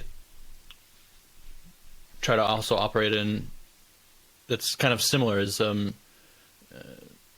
the idea of generosity oftentimes is the best answer to any like moral or ethical question. Like, yeah, I mean, even if I can't do everything right in all the time, and I make mistakes, and I get selfish, when I have the time to reflect on how to handle this, the answer should always be in the generous way rather than the opposite. I think one of the most hurtful things anyone ever said to me in my private life was I tried to do something nice for them, and it kind of blew up in my face. And they just go, intention doesn't matter. Your intention never matters. Yeah. It's only about results. I feel completely the opposite way. Absolutely. I think intention is the most important aspect of really like intent and context. And so I think if your intention, if you go in with the right intention, even if the results aren't always perfect, or even if they're disastrous, if you've maintained that like intent and you haven't let that intent get degraded or like poisoned, then like you still kind of come out on top. You still kind of come, or you still come out with the ability to move forward. Right. And so yeah, and I think that's kind of moving that into talking. You're saying a little bit like generosity. It's like if my intent is to do something in a positive nature, even if steps B through Y have not necessarily wouldn't necessarily match up with that, as long as like the intent was still there, then yeah, exactly. I'm trying to think of what it's so thinking of like guidelines for a community. I mean, the reality is you have to be willing to have that egalitarian approach to the other members of your community, and to be cooperative, which means to discuss the things that do and don't work in such a way that allows for dissent. Right. Some people aren't going to like the way something's done, and you need to be able to hear that, but they also need to be able to hear why it's being done that way. And up to a certain degree, like we have to be able to accept, like, maybe this isn't going to be the way I want it to be exactly, but it meets it's within my realm of acceptability. Right. And that's something that like you see a lot, right? That kind of saddens me, is that like people have become so all or nothing about certain things, while meanwhile accepting like the most awful overarching indignities that the overarching culture have to offer. Yeah. It's like you're cutting the nose of your. I said the noise. You're cutting the nose off to spite your face when you like yeah. You're gonna tear your community apart over this thing that you allow to happen in your everyday life, right, in the bigger culture, right, rather than say, look, I have a problem with this. Yeah. Let's discuss it, yeah, and let's try to find a way to live within the guidelines of acceptability. Like, let's find our community's boundaries and work within them, and like, just because like I'm over here and you're over there, as long as we're both in the boundaries of the community, let's make this work. Yeah, exactly. And people just, I don't know what's kind of shifted, but like that's seen, and maybe it didn't shift. Maybe it's always been there, and we just notice it more because, again, even 20 years ago when I first got into hardcore, it's like I knew what was going on in Cleveland. I knew about all the Cleveland hardcore drama. Yeah. I didn't know what the fuck was going on in Minneapolis or Boston. I didn't really care. Yeah. I'm sure everyone in those cities, but now it's like, well, I know what's going on in the Minneapolis noise scene. I know what's going on in Chicago. I know what's going on in LA. It's like, now I know everybody's fucking drama. In Japan. I mean, it's yeah, totally, yeah. And I mean, and maybe what you're talking about is another reason why, people are slow to, like, going back to that point, slow to call out shit because they don't want to split. They don't want to split a small and important thing and force themselves to, okay, if I take this stance, or if I say this, then I have to hold this other person also accountable, or I have to also cut this person out because they're involved or they're friends. Like, I do see the destructive potential of that. And I mean, but again, that's because the I hate using the word narrative. The narrative that we've built for our community isn't. It's kind of like we all have to get along, and I don't think that that's the truth. I don't think we all have to get along at all. And I don't think that just because we do it along doesn't mean you're not allowed in my space. Right. It's like there's people that I think are fucking stupid in noise, a fucking lot of them, and like I can enjoy their noise, or I can enjoy them as a person. I can enjoy both of those things. I could not want them anywhere near me as a person, but I could like love their noise. Right. I mean, there's a lot of that, like, and it's acceptable to me. I can live my life. Yeah. I can, inside and outside of noise, live my life with that level of conflict, Exactly. And I just think I don't know if it's truly that people's tolerance of conflict has dissipated, or if that's just like the kind of like the way things have been shaped, right? But again, it's like if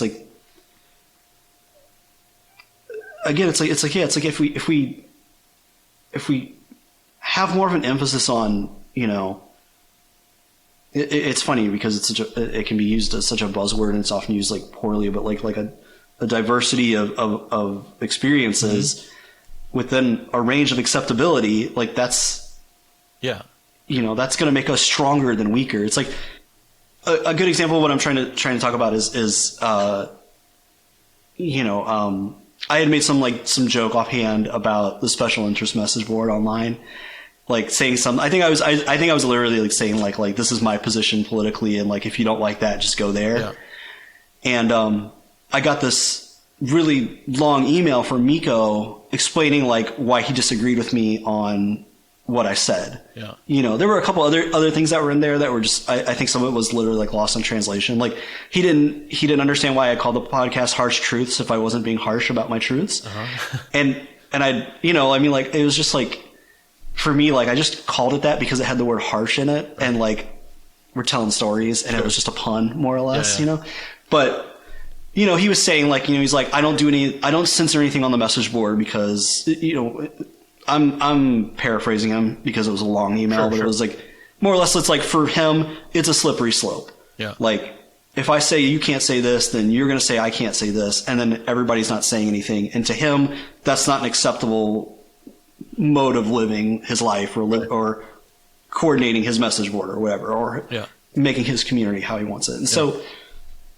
while I might disagree with a number of things about his opinions or approaches or whatever, it's like I can respect that in the sense that it's like, well, I've set these boundaries, and if I close in on those boundaries, I'm setting myself up for failure within my space. Right. So, I think that's something that not a lot of people are hearing out these days in a sense. It's you either have to be 100% on board with this thing or you're getting thrown overboard. Right. And I think that there is space for conflict while not like, it's like I think we can fight in the room without tearing the walls down. Yeah. Exactly. And I think that should be, I think that that conflict needs to be embraced a little more. Yeah. You know, it's good to have conflict. Conflict means that you're experiencing something. Yeah. And not just being 100% passive. And right. so, you know, just because, you know, I'm not like kicking back, drinking beers with Miko and like, you know, rocking a Nicole 12 t-shirt. Right. You know, like, no, we're not, you know, like, are we friends? No, not really. Yeah. But like, I don't find, at least in the context of the noise community, like, I don't find it so unacceptable for him to have a different opinion right. on the way art is presented. Right. You know, I don't want to get into like how, you know, like necessarily like talking about his politics per se, or like how those politics play out in the world outside of noise, but it's like in a basement with 12 people. Yeah. I don't think that's where like the great human battle is going to be fought, you know. Right. Like it's mostly just socially awkward dudes handing each other cassette tapes, and yeah.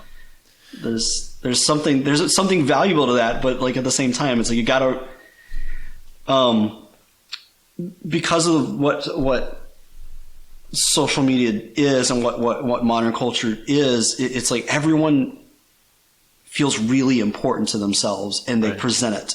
You know, like that's, you know, like Instagram influencer in a nutshell is like, I am an important person just because I exist. Right. Buy my things or buy what I'm selling. Right. And that's a really fucked up way of like presenting oneself or filtering oneself. It's like, no one should, I don't say like no one is special because that sounds like so weird. Like that's like, sounds like fuck your feelings. Yeah. But like, you know, it's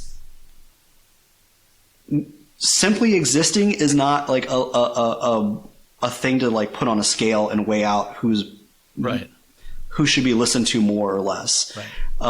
And so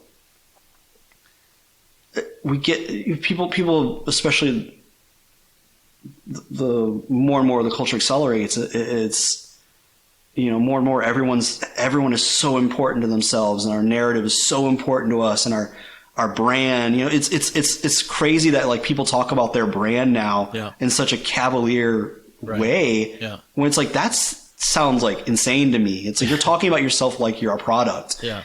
And so people are so afraid of that, of like, you know, like it's like, well, I can't, if I have an opinion on this, like it might damage my brand, you right. know, like it's like, I don't want to lose followers. I don't want to lose friends. That's the thing too, is like, the concept of like friend and peer has been like really distorted in our in all communities. But yeah. It's like, you know, it's like, you know, like you and I, like I would consider you a peer because right. we haven't really like spent a lot of personal time together. Right. We're not like friends as in like that. Like right. Matt Bedke is my friend. Right. Like we have experiences that tie us strongly together. Right. I am very worried.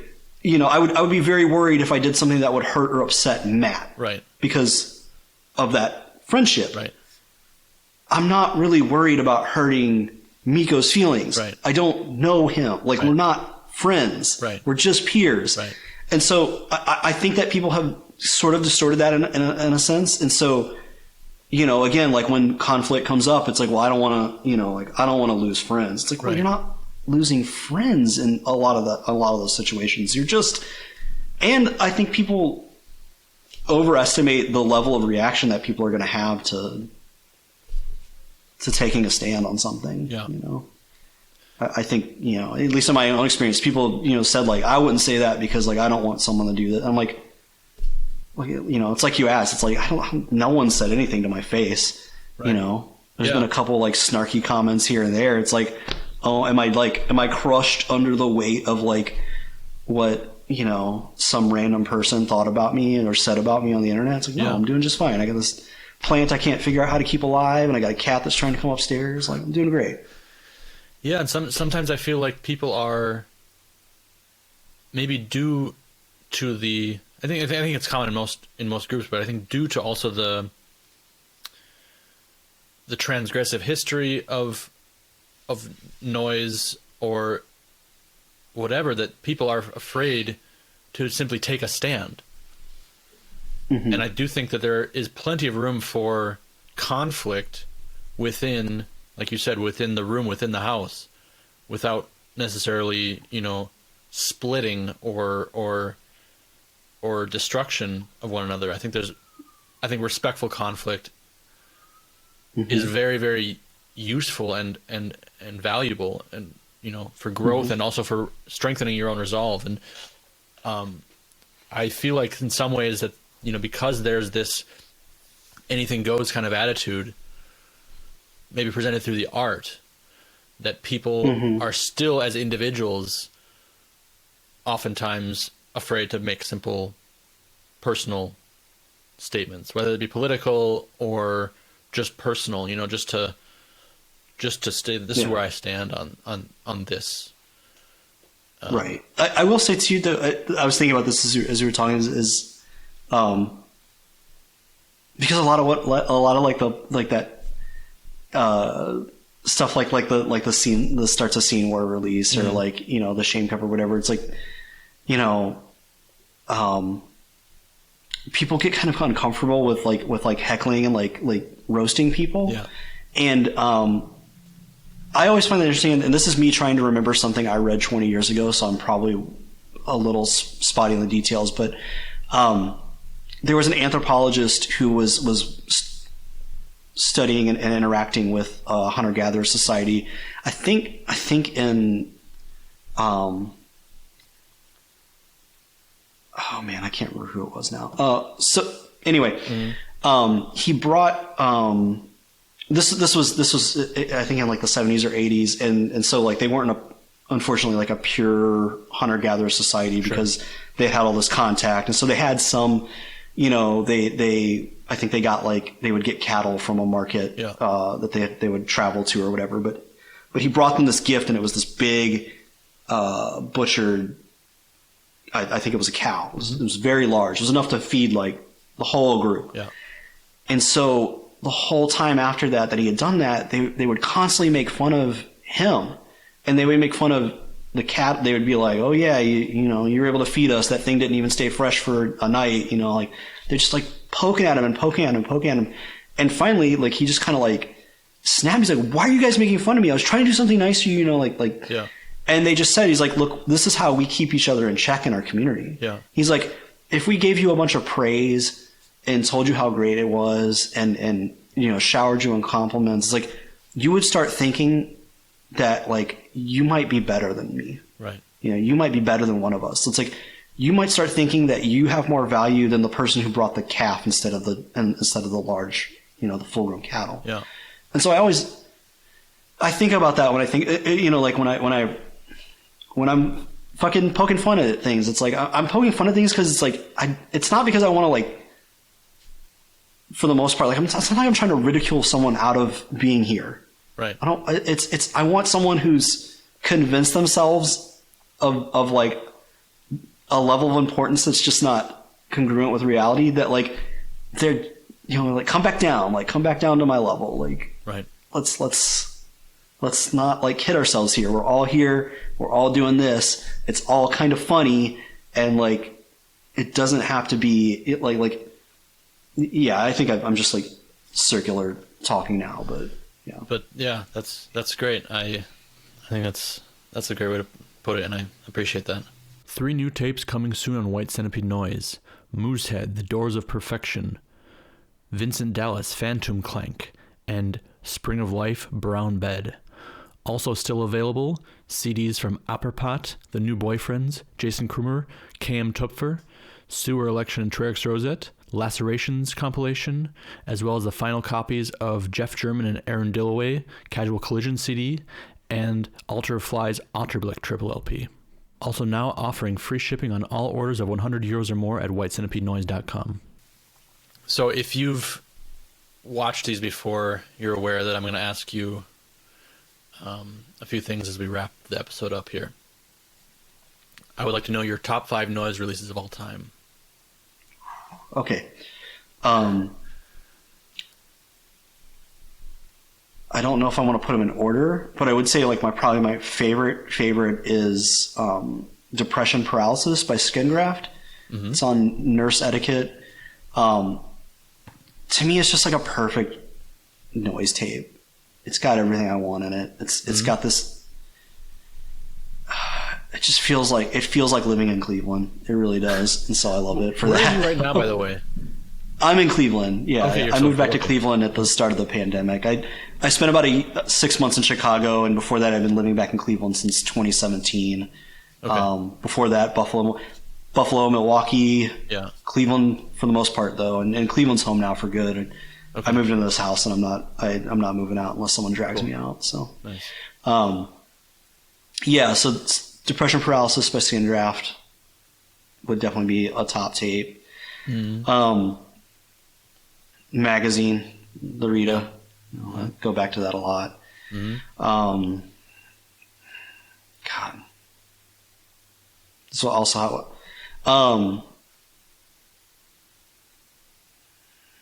sorry, it's like I'm still moving into I'm still getting everything set up in this house. I don't have like my wall of tapes or like my records out, so I'm like mentally flipping through. I like to have that because I think it gives people, well, I mean, I'm curious more to see what comes to people's minds, I guess, than, some people have their curated Discogs list, but I think it's interesting to hear, because it would be hard for me, actually, to be honest. I wouldn't know what I would come in. It would probably be a random collection of things. So no stress, but I'm curious to hear. Beggar Master by Dillaway. For sure. I remember the first time I heard that, and I just kind of like, I had heard a bunch of other like more like not harsh Dillaway stuff before that, and I had met Aaron before I'd heard that, and so I had this completely different image of like him and his sound, right? And then I put that on, and I'm like, whoa, what? Like, what's going on here? Yeah. So let's see.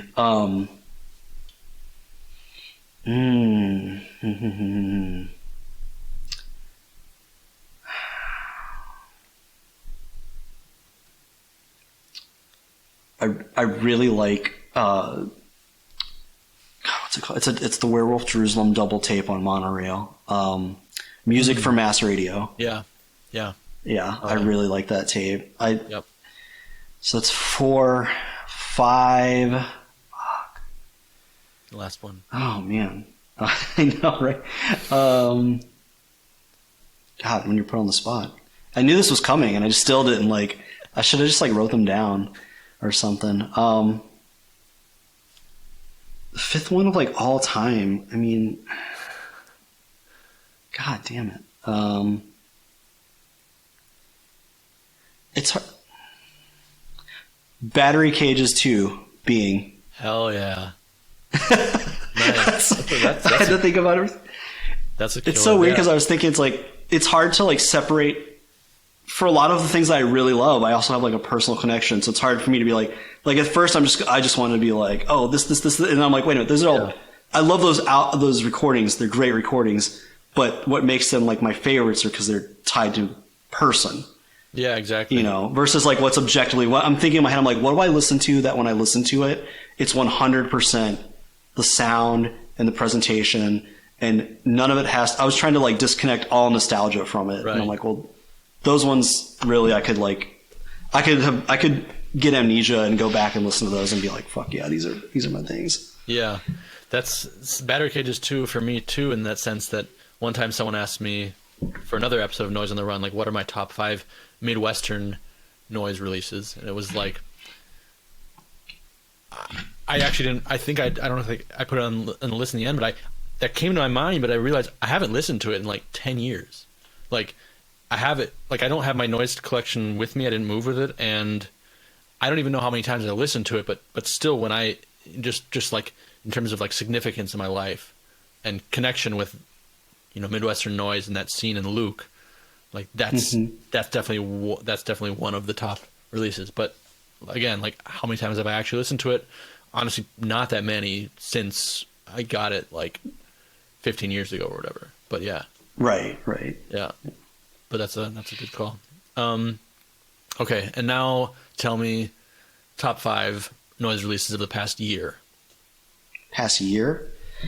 Year plus. I'm not super strict on the year, but I mean, like, in the past couple years, let's say. Yeah. New stuff. When did the Jackson Pratt CD on Oxen come out? The Deep in the Night one. Yeah, I think 2000. That's probably two or 3 years now. Huh? Oh, that counts. That counts. Okay. All right. Okay. Really love that one. The 2 tapes I got at the same time from Lovers. That's pretty recent. Fuck, if I don't have them in front of me, I'm not going to remember the titles. That's okay. They're super mysterious anyway. God. Yeah, they are. I had convinced myself that it was Matt for some reason, Matt Bedke. Dude, I don't even remember how I got down that line of logic, but I convinced myself that it was him. So I emailed the email, and I was like, "Hey," and I just was like, because I thought I was emailing him, so I was like, "Hey, Matthew Spanky Bedke." I just made up a nickname for Matt, and I was like, told me I should email this email if I wanted this tape. Like, it's not him. So whoever it is, I feel like he would tell me if it was him. Someone else told me that they thought it was him, and then when I talked to him and Justin about it, they were like, "No, we don't know who it is." But they could just be pretty good. I mean, they could just be relatively good actors. I mean, I think it's Kieran. Because the only reason why is because there's a Seepage tape, which I would say the Seepage CD that just came out on Phage. Yeah. That would be one. There's a Seepage tape that came out early on in the pandemic, and the layout is like very similar, like the text and the kind of like the photocopying. So unless the same person printed those, I maybe just blew up Homeboy's spot, but whatever. Okay. I don't know. I have no confirmation. I was convinced it was Matt. I don't remember why I convinced myself. I think just because I had reached out to Matt. I was like, "Can you get me these tapes?" He's like, "I can see what I can do." But then I was like, "What did you think about the nickname?" He's like, "What are you talking about?" And I was like, "Wait, it's not you?" He's like, "No." And I'm like, "Oh, well, they're gonna call you Spanky from now on." So where were we at? So that's 3. The Jackson Pratt CD on Oxen, Lovers, Seepage CD on Phage, Lovers, the 3-inch Shredded Nerve CD that came out on Chondritic last year. I can't remember names of stuff, man. I'm really bad at that. That's okay. I'll find out Discogs. Yeah. And then let me think here. Richard put out a tape under A Lizard in a Woman's Skin. And it's like a C100 or something. It's really long. Cool. And it's really good. And I feel like because Richard puts out like 30,000 things a month, like shit can get lost. But that's one where like I feel it's really stands out a lot. And everyone I've like sent, like it's on his Bandcamp and like I've sent the link and everyone's like, "Yeah, you're right. Like this is really, really like up, like really good material." Even though my favorite Richard project is Crash at Every Speed. I don't know. I love that like high end. Yeah.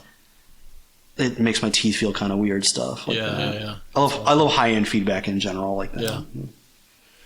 Richard is great. I mean, I can't follow his output in any way, but I'm always sort of surprised that like invariably like 5 out of 6 things that I just check out from him randomly of his thousands of releases are really good, or at least like very, very solid. Where I'm like, yeah, this is definitely good, and then some of them are just amazing. It's so much. The level of quality for the volume is insane. Yeah, I'm really excited. It's slow going because.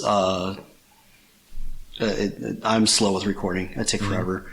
And it's to make it work. I'm going to have to take like a bit of a different approach to it, but, we're going to do a Slit Throats and Innocent Young Throat Cutter, split and maybe collab, like have a track each and then a collab track, but we're going to call it The Crime and the Criminal. Cool. Because it's like an innocent young throat cutter. And then, yeah. Killer. So That's I'm great. geeking out about that for a while just because of the concept. Looking forward to it. Cool. Well, Roman, I really appreciate you taking the time to speak with me. It was fantastic. And anything you would like to add? Anything you'd like to let us know about that you've got coming up? I mean, other than that, you told us about the collab. What else do you have coming in the near future? In the near future, I think there's going to be a 3-inch CD, I think, next month on audible mastication. Mm-hmm. It's a buddy of mine from out by San Diego. Mm-hmm. And it's a continuation of the Josie Noise Worship series. This one is just about one of my favorite modifications of a wrestling submission hold that I saw. So that one will be coming out, and I'm sure I'll post about that online. Everything else is still like I don't know. I've got other stuff in the works. I don't want to jinx myself by saying like, oh, this will come out soon. But any plans for? I'm gonna be working with. Sorry, go ahead. Go ahead. Oh, I'm going to be working with Lake Shark, with AAD again, and I'm sure a million other things. Those are the two things I got in the front of my mind right now. Finishing up recording for those. Cool. What about live performances or any touring? Nothing scheduled right now. I'd like to start playing shows again sometime this summer. Yeah. Maybe I think things will be calmed down enough. Right before the pandemic started, I was supposed to go to Japan and play a fest with Incapacitants, and it was like my dream trip, and I was finally making it happen. I'd finally been financially smart enough to like make it work, and Adam Jennings over there, he was booking the fest, and I was going to do one night as Plague Mother and one night as Slit Throats, and I had all these like tickets for Japanese wrestling shows, and I had everything figured out, and then like that show was at the beginning of May or the end of April, and so like I held out hope until like the beginning of April that things were going to work out, and then everything just kind of ground to a halt, and then it's still my dream to get out there, not just for noise, but that's like a bucket list. Like once I play in Japan and Europe and the UK, I think I'll be like, I won't feel this like I need to play live shows. Like even now I'm like, man, I think part of it's because the venue that a lot of people used here in Cleveland kind of changed hands, and I won't be performing there, and it's like I'll play like a fest or something out here. Or maybe I'd like to do like a West Coast tour or something. Sure. But I don't feel like after 2 years of not playing live shows and having found more fun in recording in the last couple of years that I'm like do I really want to do I really want to go someplace that doesn't have air conditioning and like I got a refrigerator here. I don't. Yeah, I know what you mean. All right, cool, man. Well, I really appreciate it once again. It was a lot of fun, and learned a lot from you. And take care and talk soon. Oh, thanks. Yeah, take care. Talk to you later. Thanks again for tuning into White Centipede Noise Podcast. Head over to the Patreon for more, including private episodes of Noise on the Run, exclusive photos, video, and audio related to the show, and discounts at the White Centipede Noise mail order. Your support is extremely appreciated and vital to keep the show going.